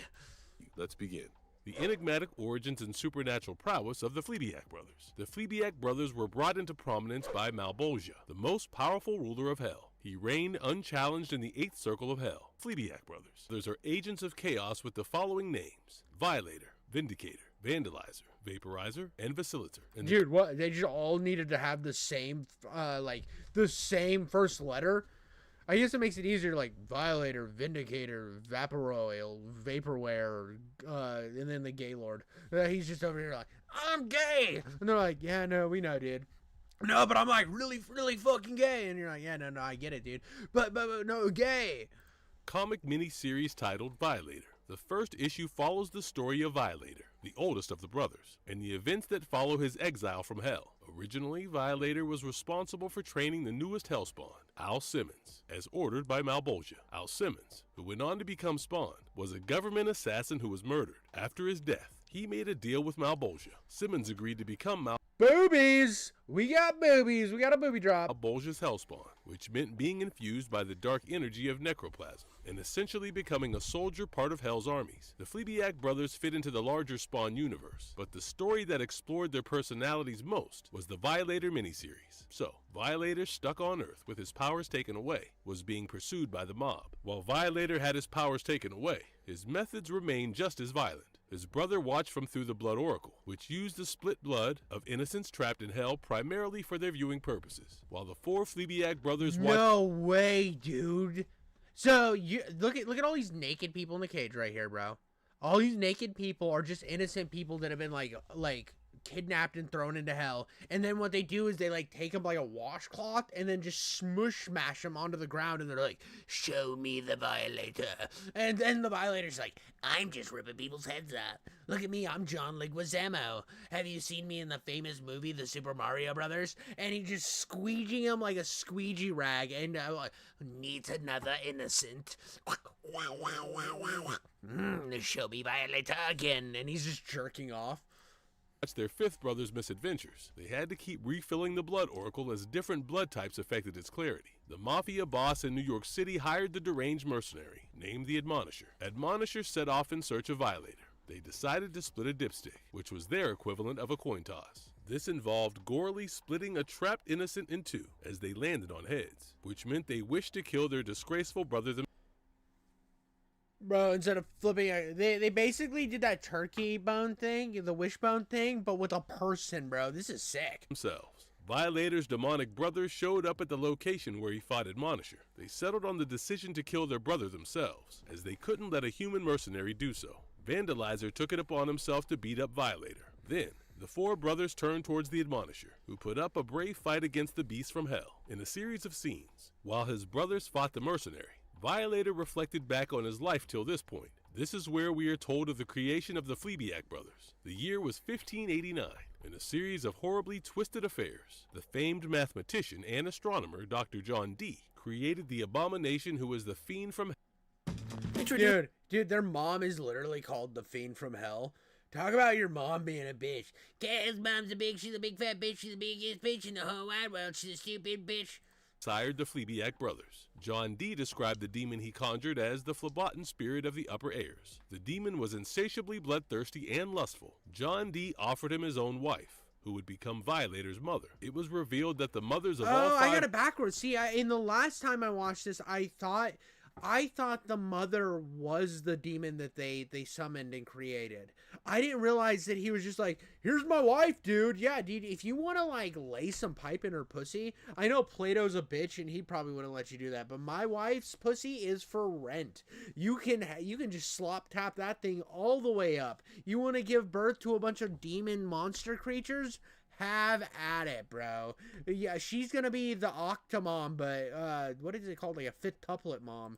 Brothers did not survive childbirth. Violator also revisited his hatred and rage towards his father. He was mistreated, as his brothers were given priority over him. This led Violator wanting to kill his own father, which he did. After slaughtering his father, Violator, being the eldest, became the head of his family. The Fleabag brothers were put in charge of the 8th level of the Afterworld by Malebolgia. We are told that Violator begrudged his brothers deeply for their ungratefulness. He taught them everything they knew, yet they still chose to write him off as dishonorable. During Violator's contemplation, the other brothers were being thrashed by Admonisher until Vaporizer swallowed them whole. This didn't last long, as Admonisher tore through the demon's stomach and started fighting them once more. Violator sneaked off. Dude, this Admonisher guy's a freaking savage, dude. Admonisher's a savage. Like their Spawn's badass. Everybody knows Spawn's the coolest. Spawn is fucking top tier. But whoever this Admonisher guy is, he's just a normal broski. He's basically just like, yeah, dude, if you want me to kill a bunch of demons, fucking, what was I doing? I was just gonna go to the bar, have a couple of PBRs, but I'll happily climb into a demon's mouth and out of their fucking rectum any day you need me to. Admonisher is a G. We all know that, like, Spawn's top tier, but right under that tier is Admonisher. Often pleaded for help from his arch nemesis Spawn. The devil then falsely lured the Hellspawn into giving him his powers. Violator was imbued with Spawn's energy, which allowed him to revert from his clown form to his proper demonic form. Powered up with his full energy, Violator confronted his brother, Vindicator, and lovingly tore his head off. The Fleabag brothers hastily opened... Stupid little bitch, bro. I told you! I taught you everything you know! Everything you have is because of me! Ah, dude, this is great. Up their Hellgate and began running in the opposite direction of the Admonisher. Meanwhile, the Mafia boss forced one of his goons to disguise himself as Violator's clown human form. The brothers assumed this to be Violator and dragged him back to hell through their Hellgate. Violator's plan to stay on Earth worked out after all. A closer look at each Fleabag brothers. Let's take a detailed look at each Fleabag brother. As agents of chaos and destruction, the Fleabag brothers were hired by the ruler of the... These designs are sick as fuck too, by the way. These are amazing. They all are just so distinct. You got the Fly over here, Jeff Goldblum. I don't know, Xylophone Head, the Centipede, and then Grouchy Pug Dog. Plane to train the Hellspawn. Each Fleabag brother was given a specific role by Malebolgia. They possess unique sets of abilities and distinctive personalities, which make them a dynamic group. Their names also coincide with their personalities.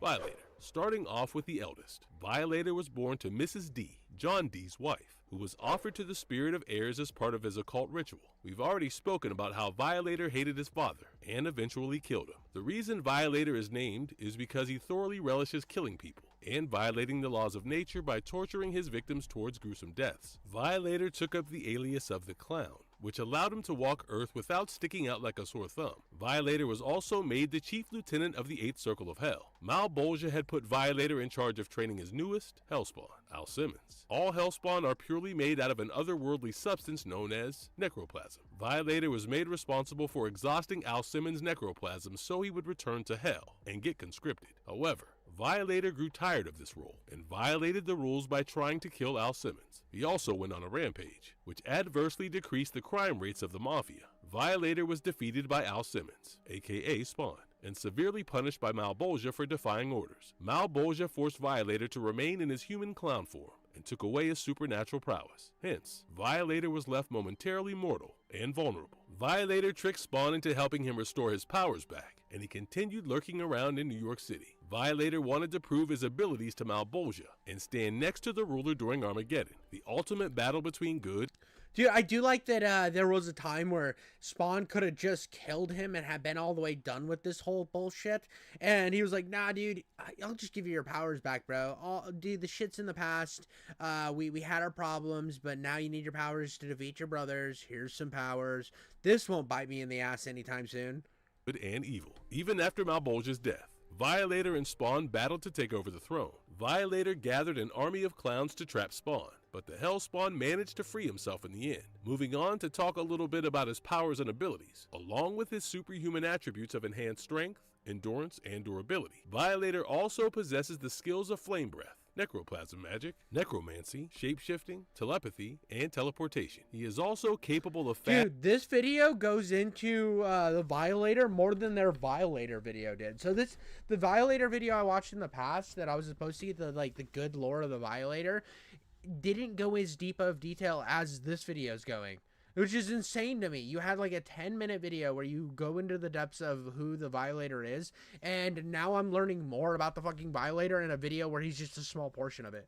Fast healing and can recover pretty quickly from getting his brains blown out. Vindicator. Vindicator is the assigned taskmaster of the 8th Circle and the second Fleabag brother. In appearance, he is shown to have a slim physique with greenish-gray skin. He has crimson red eyes, bushy eyebrows, and a large horn sticking out of his back. As taskmaster, Vindicator was made responsible for scouting out potential Hellspawns that reside in Hell. Vindicator was involved in the trial of the criminal, Billy Kincaid, who was guilty of killing several children. Kincaid was eventually caught and killed by Spawn, and when he woke up in Hell, he was met with a Vindicator. Vindicator grotesquely disguised himself as a child and gave Kincaid a tour of Hell. He then conscripted the child killer to Hell's army under Malebolgia's rule. When the 4 Fleabag... Okay, that's kind of sick. See, knowing this pre-context, before I kind of poo-pooed a little bit on this, but knowing a lot of this pre-context behind these brothers and showing like how when Kincaid, the awful Jabba the Kid diddler, shows up into Hell, he's then like choking a kid and it turns out to be Vindicator. Ah, dude, this is sick. Brothers agreed to help their 5th brother on Earth. Vindicator got his brain shot out of his skull by the Admonisher, but survived thanks to his Fleabag physiology. Vindicator then proceeded to cast a spell known as the Sphere of Nacreous Containment, which created a magical dome over 2 city blocks. This was to ensure that no one else disrupted their mission. Vindicator was the one who made the portal for the Fleabag brothers to escape back to Hell. One can say that he is the wizard of the group as well, even though they'd never admit it. The brothers... You're a wizard, Vindicator. You're a wizard, Vindicator. Please get us back to Hell, young lad. Got the beating of their lifetime at the hands of the human mercenary, Admonisher. In an alternate version By the way, Ultimate Giga Chad Admonisher. I know I've already said he's the Ultimate Giga Chad, but the dude's a fucking badass. The storyline of Spawn ruling over Earth. Vindicator is part of the New York police force alongside his brothers. Talking about his personality, Vindicator has been described as the savior and the jokester. He saved Kincaid from a worse fate in Hell, and he also voted to save his brother Violator on Earth. Vindicator is the one who cracks sarcastic jokes, more so intense moments. In terms of abilities, Vindicator possesses the same powers as his brother Violator. Vaporizer. Vaporizer is the biggest brother in relation to size. In appearance, this demon can be identified with his grayish lavender tinted skin and his 6 spider-like emerald eyes. He has 2 horns on his face and 2 on his back. Overall, Vaporizer is built very similarly to arachnids. Though he is the largest, he certainly isn't the strongest. In fact, Vaporizer is the Fleabag brother who has no brain, while the other brothers... Dude, I was thinking it, dude. I was thinking he's gonna be the big fucking dummy, dude. He's gonna be the big fucking, like, idiot retard brother. He's like the Mungo. He's Mungo the doofus brother. I'm an angry, stupid monster. Prefer to kick around their victims for sport before eventually killing them. Vaporizer is straightforward and puts his victims out of their misery quickly. In the Violator miniseries, the Fleabag brothers found Admonisher to be quite the troublesome foe who wouldn't give up. In a bid to get rid of him, Vaporizer pulled his classic move and swallowed the mercenary whole. However, after a while, the demon began to look a little pink around the gills, just as the Admonisher burst from his stomach, covered in Vaporizer's insides. As the fight progressed, Vandalizer taunted Vaporizer for being a wussy and ordered his brother to jump on Admonisher till he was dead. The half-wit demon forgot he was too heavy, and as he jumped, Vaporizer took down his brothers with him, as they fell through the floor level they were on. But hey, at least they remembered their basic demon safety training of trying to land on a baby carriage. Vaporizer's dimness isn't his fault, and it couldn't have been easy constantly being called a nitwit, halfwit, or moron by your brother. That being said, Vaporizer makes up most of the muscle of the Fleabag brothers. Near the end of issue number 3, Vaporizer grabbed the Mafia goon, which he thought to be Violator in his human form, and ran through the Hellgate back to hell. Vandalizer. Vandalizer is the self-proclaimed leader of the Fleabag brothers group. He is usually seen dominating or bossing around the other brothers. In appearance, Vandalizer is a monstrosity. Dude, Vandalizer has the coolest design. The angry pug monster. He's like all hairy and angry, and it's awesome. He's amazing. I love his design. Look upon. He's got greenish-brown skin and eerie red eyes. He also has rows of jagged teeth and is the most muscular of the bunch. Vandalizer's main personality trait is loathing his brother, Violator. Vandalizer is envious of his older brother and always attempts to usurp his position as the strongest Fleabag brothers. Vandalizer's name came from the fact that he likes to charge towards his foes and use his physical strength to vandalize his enemies. When the four brothers decided to visit Violator on Earth, Vandalizer voted in favor of killing him instead. Vandalizer confronted Violator and instantly began beating him up, taking advantage of his brother's powerlessness. Vandalizer claimed that Violator is a disgrace and dishonor to the Fleabag family name. He also pointed out that real men, demons most likely, don't wear flesh, referring to Violator's pathetic disguise. While kicking his brother's butt, Vandalizer reminisced about the time they used to play as little murderlings. Vandalizer, Vaporizer, and Vindicator would play a sport called head baseball until Violator would come along and either eat the head or kick it out of reach. To remind Violator of this memory, Vandalizer picked his brother up and kicked him Bro, he's like, remember when he used to ruin all of our games? We used to just romp and play in the world of the hellscape. We'd play head baseball, and then you'd eat the fucking head, dog. We can't have anything nice because you're like, I'm gonna kick it out of the fucking field because you're a little prick. You're a douchebag. And again, why Spawn gave him back his powers makes no sense. Across the room as he would a ball. During their fight with Admonisher, Vandalizer constantly retorted about how his brothers couldn't do anything right, but he was never seen engaging in the fight either. Amidst the dragged-out fight, Vandalizer announced that he would go ahead and kill their lard-ass of a brother, only to realize that Violator had restored his powers. In his full strength, Violator remained superior in physical prowess as he started out with biting his brother's hand off. Violator proceeded to annihilate his brother as he tore Vandalizer's head off and repeatedly smashed it on the ground. Dude, he pulls his head off, drinks the blood. He's like, yeah, what do you think about head soccer now, you little bitch boy? That was perhaps years of brewing resentment, which found an outlet. Vacillator. Vacillator is the runt of the group. Dude, Vacillator, he's also the one that gets just raw dogged the most. You'd think because his name's Vacillator, they'd use Vaseline on him? No, raw dog power. In appearance, Vacillator is the smallest in size. He's got a slender frame like Vindicator and pink skin. He has only one red eye, which is fragmented, and an extended maw with rows of sharp fangs. His name insinuates that Vacillator constantly vacillates between decisions. He was highly indecisive, even in the Violator miniseries. Vacillator couldn't decide for his life what could be the best approach to deal with their brother Violator. Even while fighting off the Admonisher, Vacillator first suggested a frontal attack, but then saw the pros of creeping up on the mercenary. While the Fleabag brothers ran for the Hellgate, Vacillator pointed out that they didn't lose track of where Admonisher was. Instead, they were intentionally running in the opposite direction to escape him. Vacillator's indecisiveness and, well, vacillating annoys Vaporizer the most, who is always telling him to shut up. Being the smallest, Vacillator seems very insecure and unsure of himself, which makes him incapable of sticking to his decision and thinking it's the right call.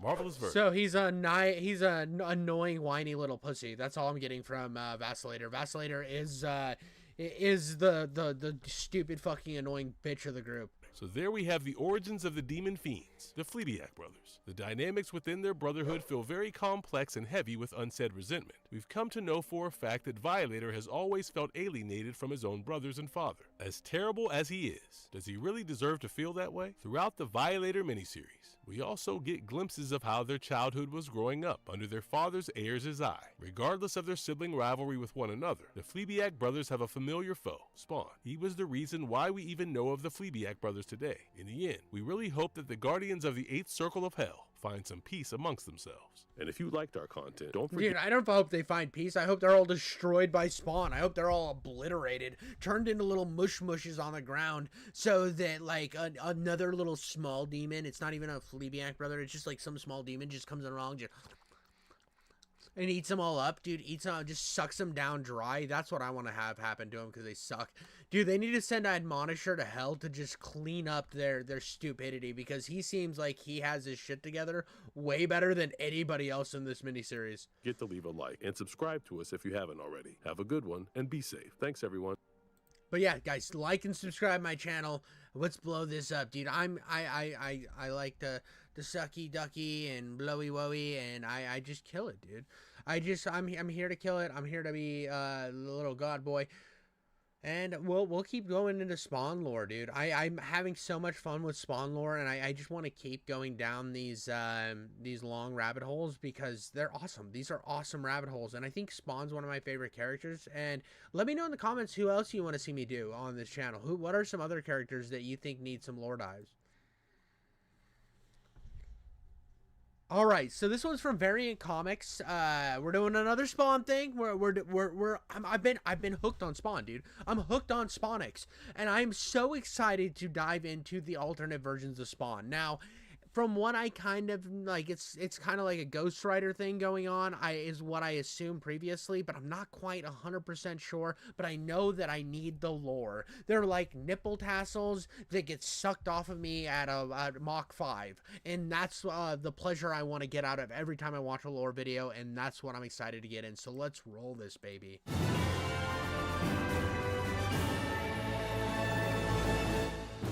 What's up, my comic comrades? Out of all the creator-owned characters, there's been one that's been more popular than the rest, and that would be Spawn. In my opinion, he was one of the coolest... Spawn's the greatest. Everybody says he's the greatest. Some people are like, who's the greatest? I don't know, but they say it's Spawn. I don't say it's Spawn, but it's the greatest, you know. He's like, they call him the Tech 9 of the comic book world.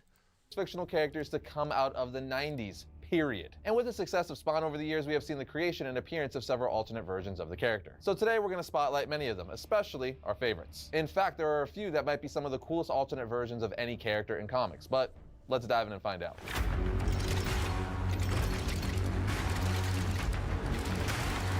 If you've been watching Variant for any reasonable amount of time, you know how these alternate versions episodes work. But if you're new to the channel, first and foremost, welcome. And second, we always start off these alternate versions episodes by breaking down the main version of the character all the other versions are based on. In Spawn's case, that would be the main Al Simmons Spawn. It's Al Simmons, baby. The king, the goat, Alphonse Simonothi. Alphonse Simonothi was the CIA agent guy. He's we know Spawn. We love Spawn, but we'll let him talk about it. We'll let him talk his nonsense.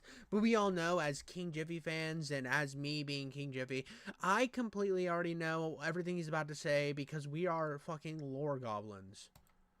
Al Simmons was a highly skilled assassin before he ended up getting murdered by his employer and being sent to hell. While in hell, he sold his soul to one of hell's rulers, Malebolgia, so he could see his wife Wanda again. But of course...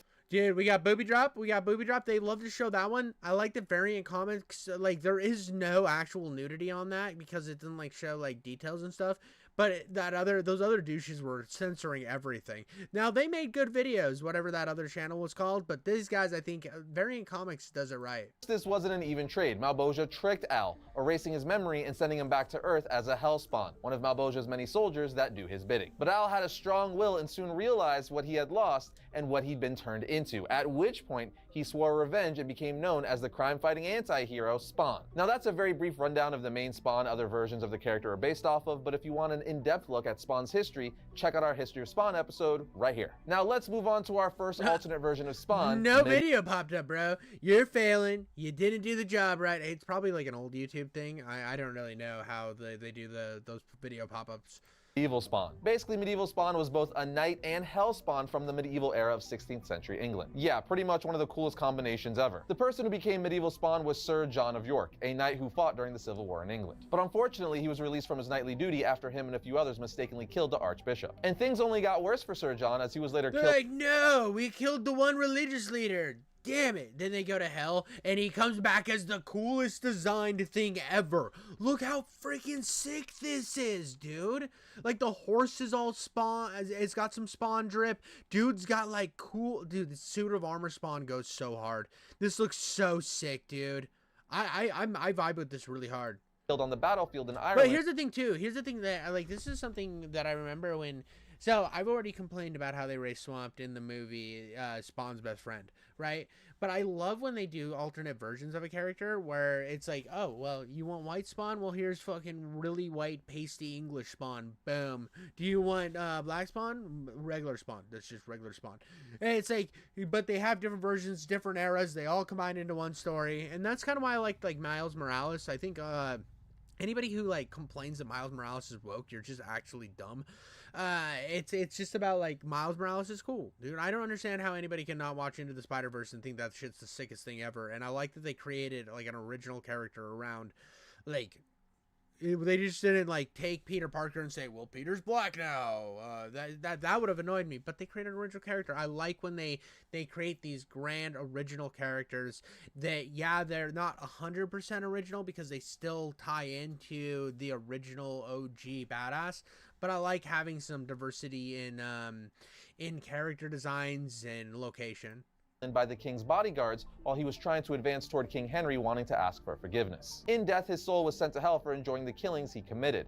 And once in hell, like others before him, he made a deal with Malebolgia, at which point he would be sent back to Earth years in the future as the Medieval Spawn, riding his horse around England doing good and trying to redeem himself for his past. Medieval Spawn is an all-around badass and has been a favorite of mine since I was a kid. Next up, we have Spawn God Slayer from the 8-issue series of the same name. In this reimagining of the character, Spawn God Slayer is set in the world of epic fantasy like the Lord of the Rings. Oh, dude, is this like dark fantasy though? Is this like Berserk Spawn? Are we getting Berserk Spawn? Rings and Game of Thrones. The man who would become Spawn Godslayer was a warrior prince named Baron, and in issue 1 he tells his wife how it's not Berserk Spawn. It's fucking incest Spawn. It's Game of Thrones Spawn. How he became Spawn when he was injured at sea, begging to survive and be returned to his wife. He was answered with thoughts and images that he could tell made up an offer, to which he agreed. He would serve his Dark Master and hunt down the old gods, and in return, he would be returned to his wife. But he explains, and then the cruelest turn of all. At last, my master kept his word. I was returned to you at long last, only to destroy you. So much like Al Simmons spawned with Malebolgia, this entity saves Baron in exchange for being an undead servant, killing the— This is the lamest looking Spawn of the... This is the third one we've got to. Big cringe. Now, the story might be really good, but I'm just going to say right now, this looks big. He looks big cringe, dude. He doesn't look like a cool Spawn. It's not like Berserk Spawn, dude. They already had Berserk Spawn with the other fantasy look. This was just like, how can we make it more cool? And it's just, I don't like it. The gods of hence this Spawn being called Godslayer. Moving on, we got Spawn X. Most familiar with Spawn know he's a very rated R character dealing with hell, demons, child serial killers, and more. So creator Todd McFarlane, knowing this, decided to create a PG version of Spawn for young ones to enjoy the character too. Enter Spawn X from the Adventures of Spawn comic. The art was a lot more child— That's fair. That's fair. I do like when companies do this too, so you can build in like a younger fan base to eventually get to your, like, this is something where I hate people who gatekeep. They're like, oh, well, we shouldn't have stuff like that because they just need to experience the real thing like I did. And it's like, dude, your 9-year-old cousin who just learned how to fucking read isn't ready to dive into the like pedos and stuff. We're not gonna let him deal with that, so let's just have him fight a gorilla or some shit and it'll be cool. Like, this is like, I love this because later they'll be like, oh, I love Spawn, and then they get into the dark edgy Spawn as they get older, and it like the character ages with them, and that's cool. And it's one of those things that you see it all the time, especially with like CW shows and stuff. They're like, yeah, but it's like this, but for an older audience, because I know that all the people that used to watch this show are old now.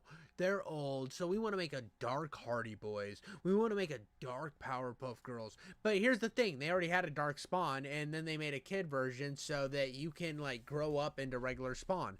And it's if it's written well, and it has, like, a good progression, like, oh, well, I started with this, and then I can move to this. Awesome. This is fucking sick. And that's the same thing. If you make, like, if you have, like, that a kid's show that you want to make dark, just focus on writing the best fucking story you possibly can, and don't try to change the character in order to do that. No, don't make the character all fucking whiny and stupid like they like to do in modern shit. Child-friendly, and overall the series gave a Saturday morning cartoon vibe, looking and feeling more reminiscent to Batman the Animated Series or Superman the Animated Series. This is most likely the tamest version of Spawn we will ever get, as it's meant to be more kid-friendly, but it still pushes the line towards adult, dark, and campy. I can't believe I'm saying this, but Valentine's Day is right around the corner, and many of us are already looking for something special for the fan we love. Well, if you want to be the galactic hero for the day of love, look no further than today's sponsor, Star Wars Fine Jewelry. They offer officially licensed necklaces, pendants, earrings, bracelets, and rings made Damn, dude, that's a long ass. If you want to do their ad thing, I'm guessing this is probably done, because when did this video come out? 2 years ago. So I'm guessing this ad isn't even relevant anymore. So if you're mad for me skipping it, my bad, pimp.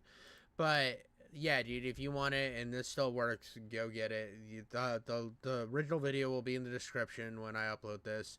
So do that. Do that. Get yourself a nice cock ring. Get your wife a clit ring. Then get them hooked together when you're having sex and have to go to the ER room, I guess. Jewelry.com today. Up next, we've got Angel Spawn. When Mother, the creator of the universe, takes God and Satan from heaven and hell and reincarnates them as children on Earth, Alcim Spawn needs to go to the Garden of Eden and eat the forbidden fruit to save humanity from Armageddon, since he alone has the potential to rise above God and Satan. However, Spawn ends up allowing Judas, yes, the Judas that portrayed Jesus, to stab him in the chest. Mother takes one of the forbidden fruit and gives it to the slain Spawn, revealing that he's just he looks so savage. This is like one of the most savage looking things ever. You got the feathers looking all like majestic. He looks all dark and edgy. Then he's just got a fucking binky.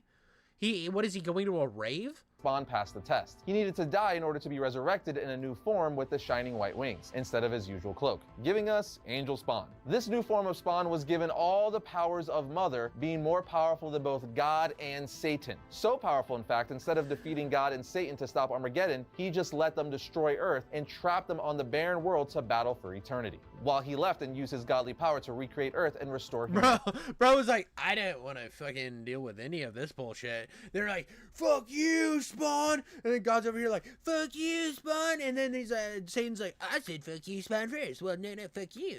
Don't you call me buddy pal. Don't call you me pal, buddy. And then they just start fucking clamming. They're just taking their dicks, using them as lassos, slapping each other in the face with them, fighting just in this glorious battle that you're thinking Spawn's gonna come in, and he's just like, boom, world gone.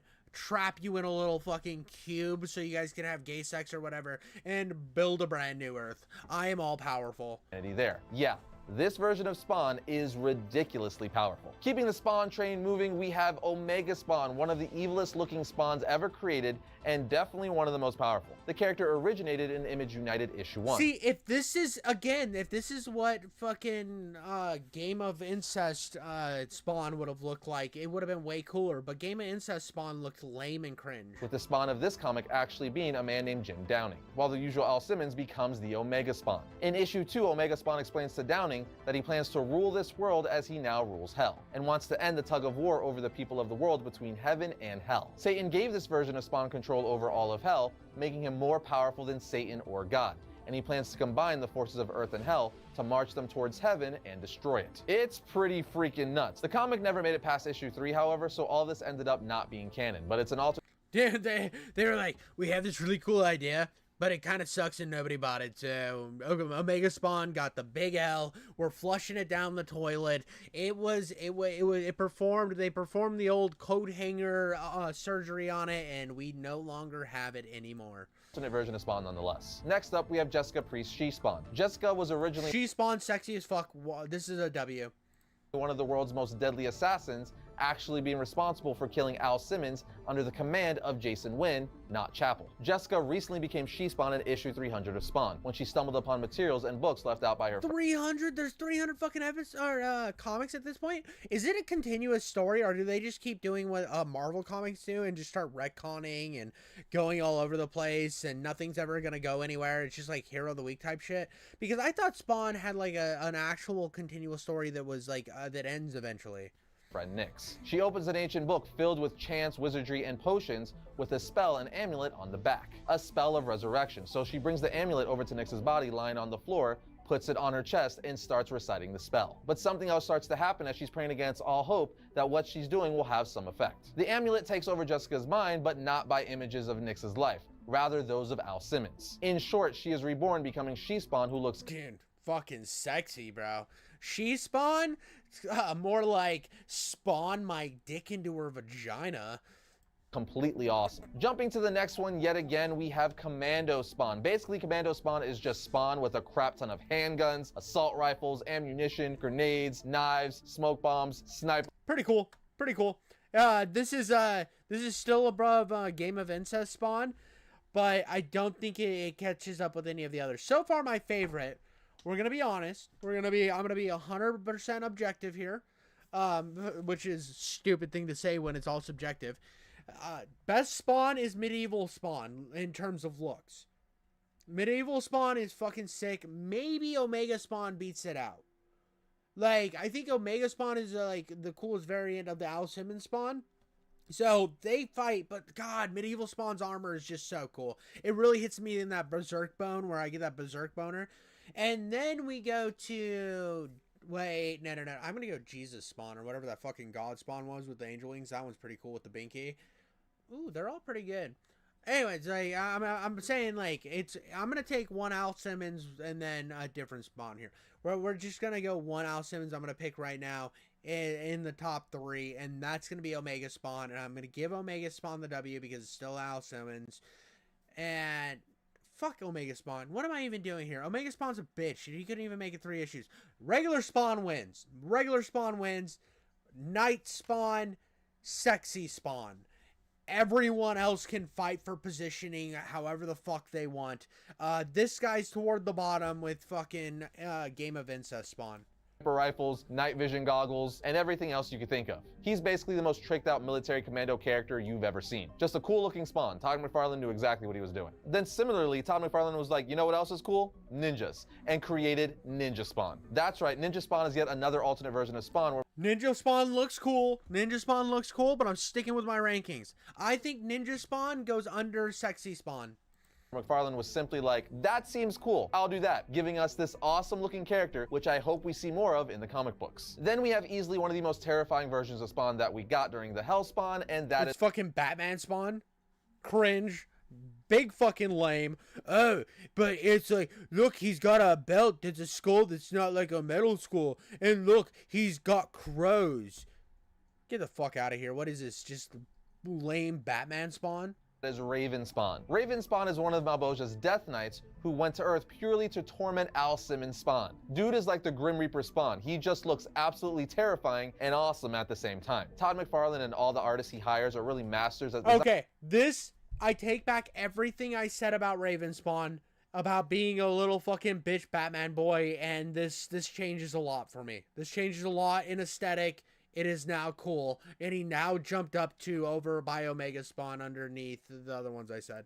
Designing each version of Spawn they come up with. And the last version of Spawn we're going to mention today is my favorite alternate version of Spawn. Dude, fucking that wins. That wins. What the fuck are we? Look how cool this is, dude. Cowboy Spawn fucking takes the dub, dude. What the fuck is this? This is so... This is peak. This is fucking peak. Look how cool this is, bro. Dude, I wonder if there's a lore video on Cowboy Spawn. I will read the fuck out of it. I not read. I will ingest the lore of Cowboy Spawn into my testicles as hard as possible. New ranking. New rankings happening. We're starting all over. Cowboy Spawn way up here.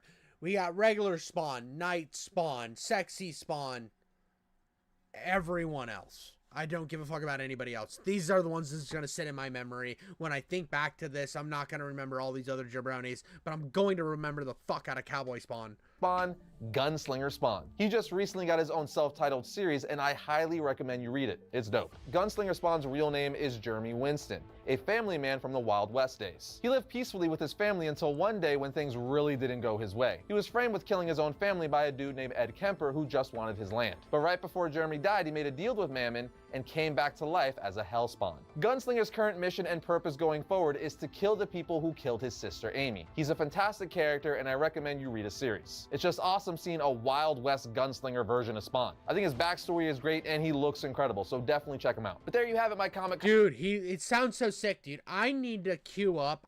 We're gonna have to do a lore dive on Cowboy Spawn. Now in my head, I already know the lore dives that eventually I will get to. We're gonna do Cowboy Spawn. We're gonna do fucking Medieval Spawn. Game of Thrones Spawn can kick rocks. Game of fucking Incest Spawn can kick rocks. I don't give a fuck about him. But these other spawns, maybe Sexy Spawn, just because we got to get some fan service out there. But yo, Cowboy Spawn seems fucking sick, and I want to learn everything about it. Comrades, several alternate versions of Spawn. We couldn't get to every single alternate version of the character, but this is a good chunk of them, as well as our favorites. But let us know what your favorites are down in the comments. And that's going to bring today's episode to a close. But if you enjoyed this one, check out this one right here. And if you like all of our content, like, subscribe, and comment. It helps. We have to do this one last video for the night after the in my current stream. We're gonna do one more after this. I gotta learn how powerful Spawn is. Helps out the channel. But other than that, I'll see you next time when I talk about all things comics. Dan, I'm here at the home internet. Here's the deal, dude. I'm already hyped about all the different Spawn variants. We got that. This is geared up for more lore. I have ingested the lore right into my veins, buddy. We are under the bridge, sucking wiener for Spawn lore as much as we can get. We're like, please, please, more Spawn lore. I need it. I need it. Give me another wiener in my mouth. This is exactly what we live for. We are on a peak ride. I am so happy you are all here. Make sure to like and subscribe. Thank you all so much, and I'll catch you on the next one. At awards, guys, what's it like working with your best friend? You make me feel safe, like T-Mobile's advanced. All right, here we go.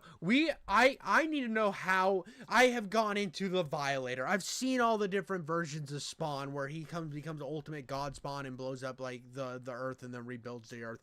I have seen all sorts of stuff, but I haven't seen like an actual breakdown of how powerful Spawn is. How much of a Giga Chad is Spawn? We need to know this for all the lore going forward. For all of what I plan to jump through, all these pits of slime mucus land, I need to be in every single issue of all the lore of this man, and we need to get into it. I want to know how powerful is Spawn, and this is by Variant Comics.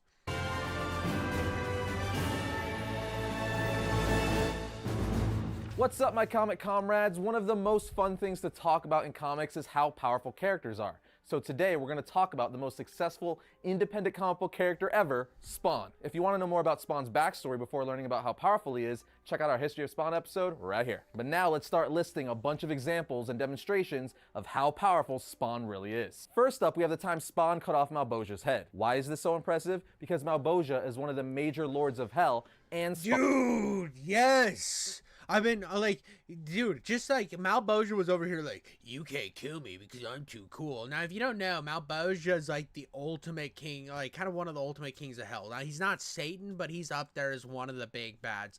And he's kind of the one that sits over the plebeian brothers, which is where like the Violator, the clown guy, comes in. Like, go check out my other videos on the lore, but dude, just knowing that he just fucking outskied Malbosia is so sick. Spawn's master. So I'd say beheading one of the highest ranking demons in hell is very impressive. Spawn also once punched the head off another Hellspawn. Essentially, he punched the head off another version of himself. Now everyone— That was Billy Kincaid, dude. Dude, what he did to Billy Kincaid was so wild. It was so amazing, and I'm still a little upset that they like toned down what happened to Billy Kincaid in the cartoon, because Billy Kincaid was a kid lover. He was an EDP 445, and Spawn, and he used to like trick kids into his truck because he would give them ice cream, and Spawn was like, I'm gonna stab you to death with popsicle sticks. Oh, so glorious. Billy Kincaid is one of the most vile villains of all time. And then he becomes a Spawn, all because of one of the brothers. One of the brothers of the Violator was like, we're going to give you another chance here, buddy. And made him fat dumb Spawn. Knows vampires are pretty dang powerful, right? Well, Spawn made easy work of several of them all at the same time. I know we're going through these pretty quick, but that's because we have a lot to get through, so let's continue moving this train. Now, we all know Violator is easily one of the most well-known Spawn villains, and we often see him in the form of a demonic-looking clown. Well, Spawn has easily knocked him around on more than one occasion, which again is really impressive because he's an extremely powerful demon. Yeah, but like I feel like we've gone a little backwards here. We should have started with Violator before Malebolgia, because Violator is Malebolgia's little bitch boy, dude. Malebolgia bends the Violator over a bucket all the time and just uses him whenever he needs to relieve some stress. And the fact that we didn't start with the Violator getting his ass kicked to Kingdom Come all the time is kind of an L. Spawn's suit is also capable of healing itself by drawing evil from other creatures. Speaking of, Spawn's suit could pretty much do anything, like grow spikes, wrap itself around an entire car, block all sorts of gunfire, jump in the air while supporting several people. It could even self-camouflage and retract into Al Simmons' body. It's essentially a symbiote, which makes sense as the creator of Spawn, Todd McFarlane, also co-created Venom. As we all know, part of Spawn's costume is his cape, which can both act as an offensive and defensive weapon. He can pretty much manipulate his cape to do whatever he wants. It's essentially an extension of himself. Same thing with his chains. He can manipulate them in any way he... By the way, one of the most fun things in the world is the Spawn game. Now, eventually I want to get the Spawn game again, and I want to play it on this channel, do a whole review on it, because I remember playing it as a kid and loving it so much. Sees fit, and they're strong enough to break Violator's teeth. Spawn and his suit are also incredibly fast. For instance, his chains were said and have been proven to be faster than bullets. Spawn's movements are so quick, he's been stated to just be a crimson blur from the shadows. He's also dodged energy attacks from point-blank range. He's so fast, he was once shown to defeat an entire military crew all by himself before a bomb was going off in under 50 seconds. Obviously, we're not talking flash speed here, but incredibly fast by normal standards nonetheless. But I think this next one is super impressive. He once unloaded a gun someone was pointing at their head before that person, Twitch to be exact, could even realize it. I mean, that's pretty dang quick. That's like almost flash speed, dude. That's almost flash speed. That dude was like he's on another level, bro.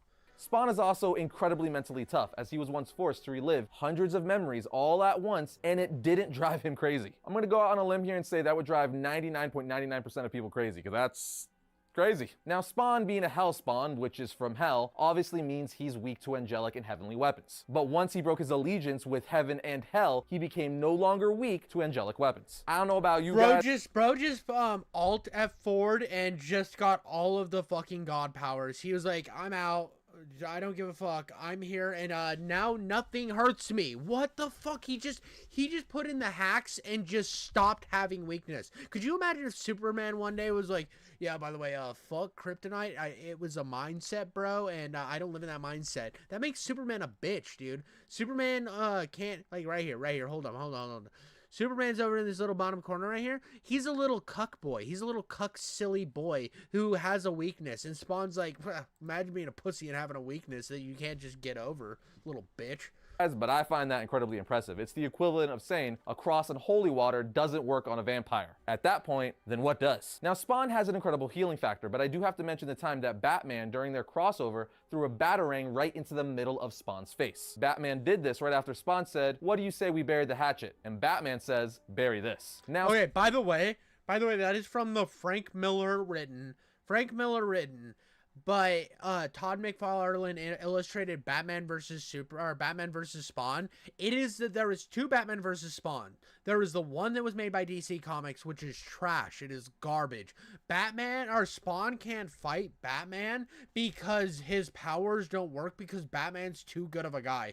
Retarded, absolute brainlet abilities. I hated that comic book. I thought it was so dumb. But the Frank Miller, Todd McFarlane Batman vs. Spawn peak. It is so good. The cheesy moments that Frank Miller can write into something are played so well, and it's Sin City Spawn. It's so good, dude. It's so good. I love that comic. Spawn could have easily healed himself with his energy, but instead he used a shoelace to stitch his face back together. I realize this is not a super powerful moment, I just had to mention it because it's just a super iconic Spawn moment, and he kept the shoelace in his face for quite a while, which always reminded us fans of the time Batman threw a Batarang into Spawn's face. And I gotta say, I think the real world reason for that is Todd McFarlane wanted to remind the world that his creator-owned character got so popular, he crossed over with Batman. Obviously, that's just my personal guess, but if that is the case, who could blame him? One incredibly cool and But again, this wasn't the first time that they crossed over. They they did do a DC. It might have been around the same time, but the DC one fucking is not very good. Powerful thing about Spawn that the average fan doesn't know is that Al Simmons died and made a bargain with Malebolgia in order for him to come back to life. Now, obviously, up until this point, every Spawn fan knows that. That's his origin. But he was tricked, and every soul that died within the same hour he did was placed inside of his Hellspawn, meaning he now had around 6,000 souls within him. And when those souls were reawakened, it allowed Simmons, aka Spawn, to control them. That's right, he made those souls serve him. This effectively made him Legion Spawn. Let me tell you something. It's terrifying. Dude basically has Dude, this wasn't in the variants, bro. This wasn't in the variants at all, bro. Hey, there was another Spawn that is just a legion of other spawns inside of himself. And you didn't put this in the variant video? What are we doing here? This is sick. Army of spawns at his disposal. This is the kind of stuff that unless you're a Spawn fan, you probably don't know, because a lot of people don't realize Spawn, the character, has a very rich backstory. Though he was created in the 90s, the character has had over 300 consecutive issues to date with not one single reboot and still going strong. Okay, so it is a continuous story. But it hasn't ended yet, I don't think. I mean, I can look it up here in a second, but if it's still going, that's insane. Anyway, let's get back to powerful moments. Spawn also possesses hell magic. This means he could bring the dead back to life and summon and control flames. He could also use it to draw the sin and evilness from people and then turn it on them, like that one time he did it in the form of bats. Oh, and did I mention he could spit spiritual acid? So that's a thing. And I think I mentioned it earlier, but he has one of the best healing factors in all of comics. Dude could straight up replace his heart by just picking a heart off the ground, then putting it back inside of him with it. So what I looked up here, we'll pull up here. Spawn is, there's no definitive ending coming up. Spawn series is ongoing, created by Todd McFarlane in 1992. Knows how but not when Spawn will end. So this is in 2019. Well, we can read this real quick. Todd McFarlane knows how, but not when Spawn will end. Let's get, that being said, Todd McFarlane also made it clear that should the need arise, he knows exactly how the story of Al Simmons will come to an end. Of course, the award-winning comic book creator offered no details and only said, I have the last issue of Spawn in my head. I do. I hope I don't have to write it, because the only reason you would write it is because the world doesn't want to see your character anymore, and so it's time to put them to bed. Ooh, that's sad.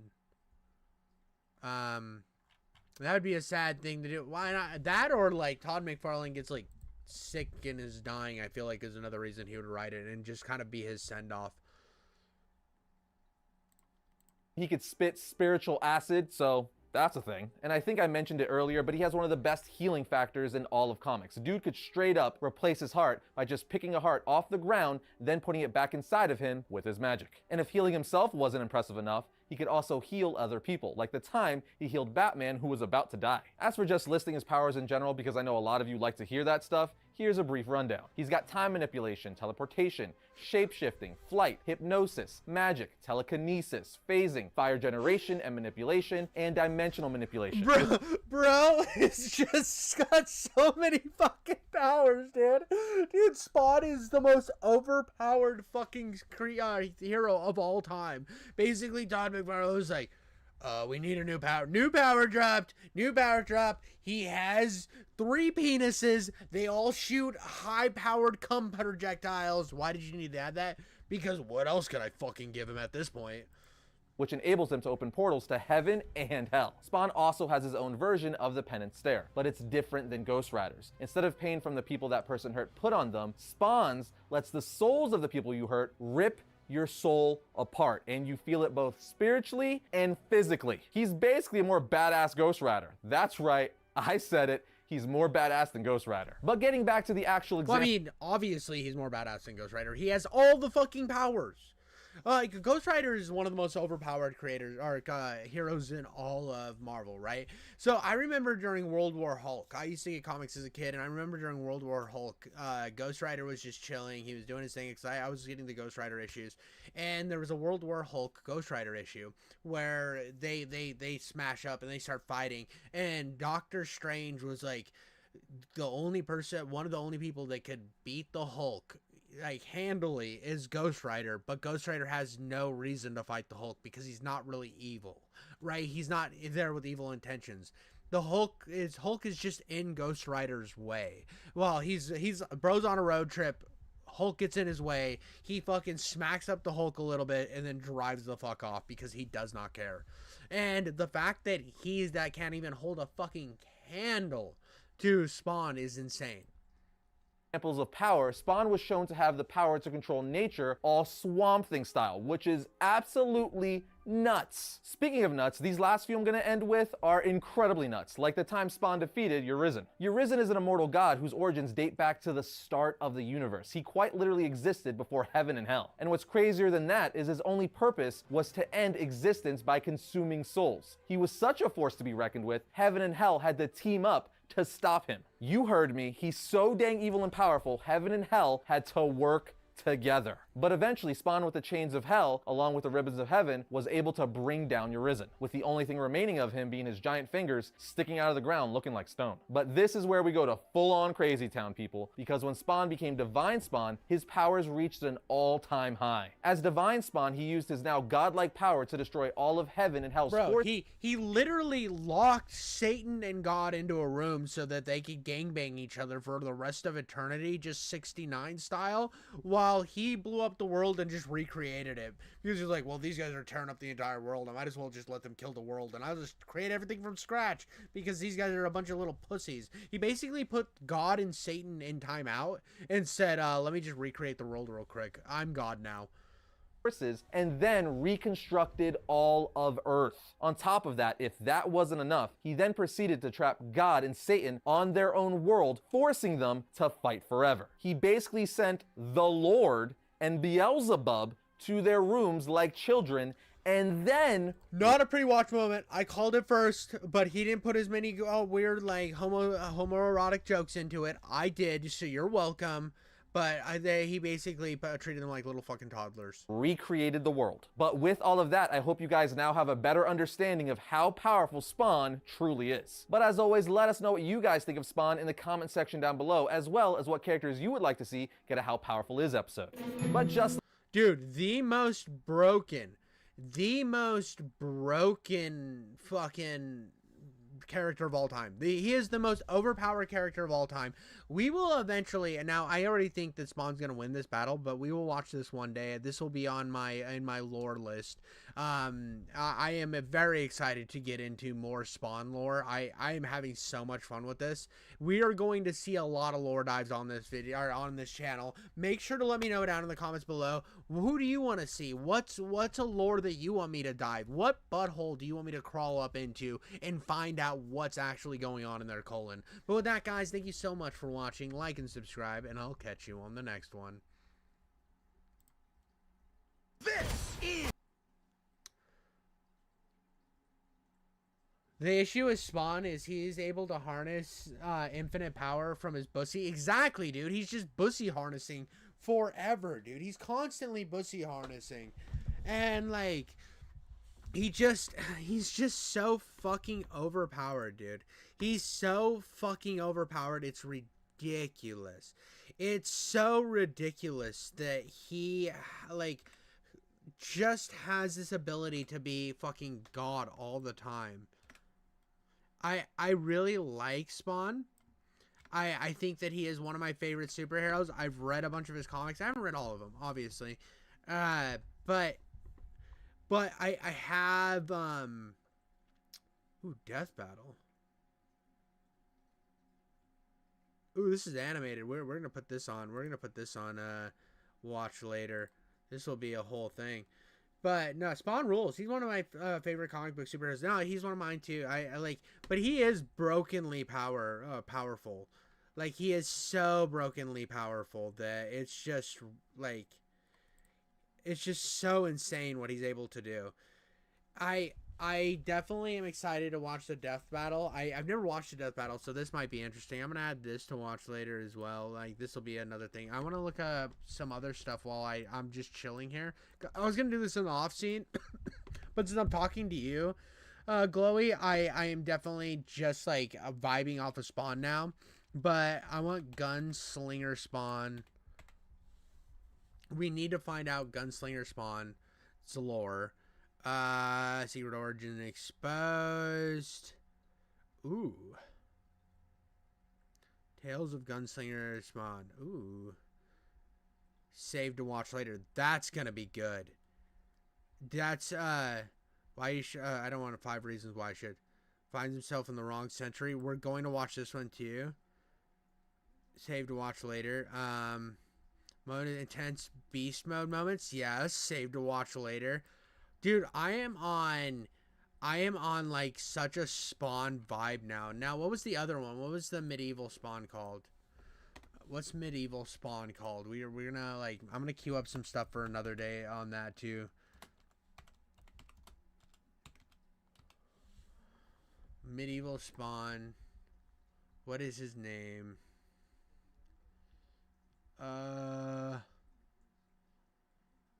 Okay, so he's just called Medieval Spawn. I'm just gonna look up Medieval Spawn. Alright, action figure review? I don't want the action figure review. I want lore. Explained. Right here's an explained.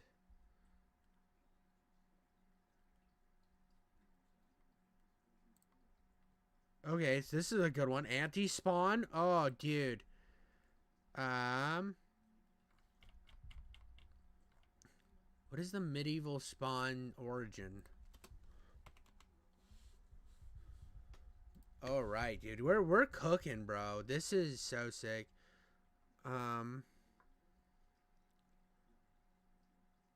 Dude, Spawn versus medieval Spawn? Yes. Save to watch later. Oh, yeah, dude. Oh, dude, I'm fucking... It doesn't seem like Dark Age Spawn's origin. Black Knight. We'll do that one. This all seems cool. This is all cool, dude. I am so fucking into this. Wrong Century. That's on my watch later. I think. It's there now. Yeah, dude, this has been sick. This has been sick. But I think with that, I'm gonna get off for the night. Got a little bit of bonus of me setting up what I'm gonna do later and next on my streams. I've had so much fun tonight. I want to do more lore breakdowns and dive in. I'm gonna be on this Spawn train for a while, and I'm excited to go into other lore. My Warhammer 40k lore video did dog shit. And I like the Warhammer lore a little bit, but I'm way more interested in the Spawn lore. I think enough people are doing Warhammer that I don't need to touch it unless people beg for it. I will do Warhammer if people are like coming out into their socks over Warhammer to get me to watch it. But I am way more interested in Spawn. But with that, guys, I will catch you on the next one.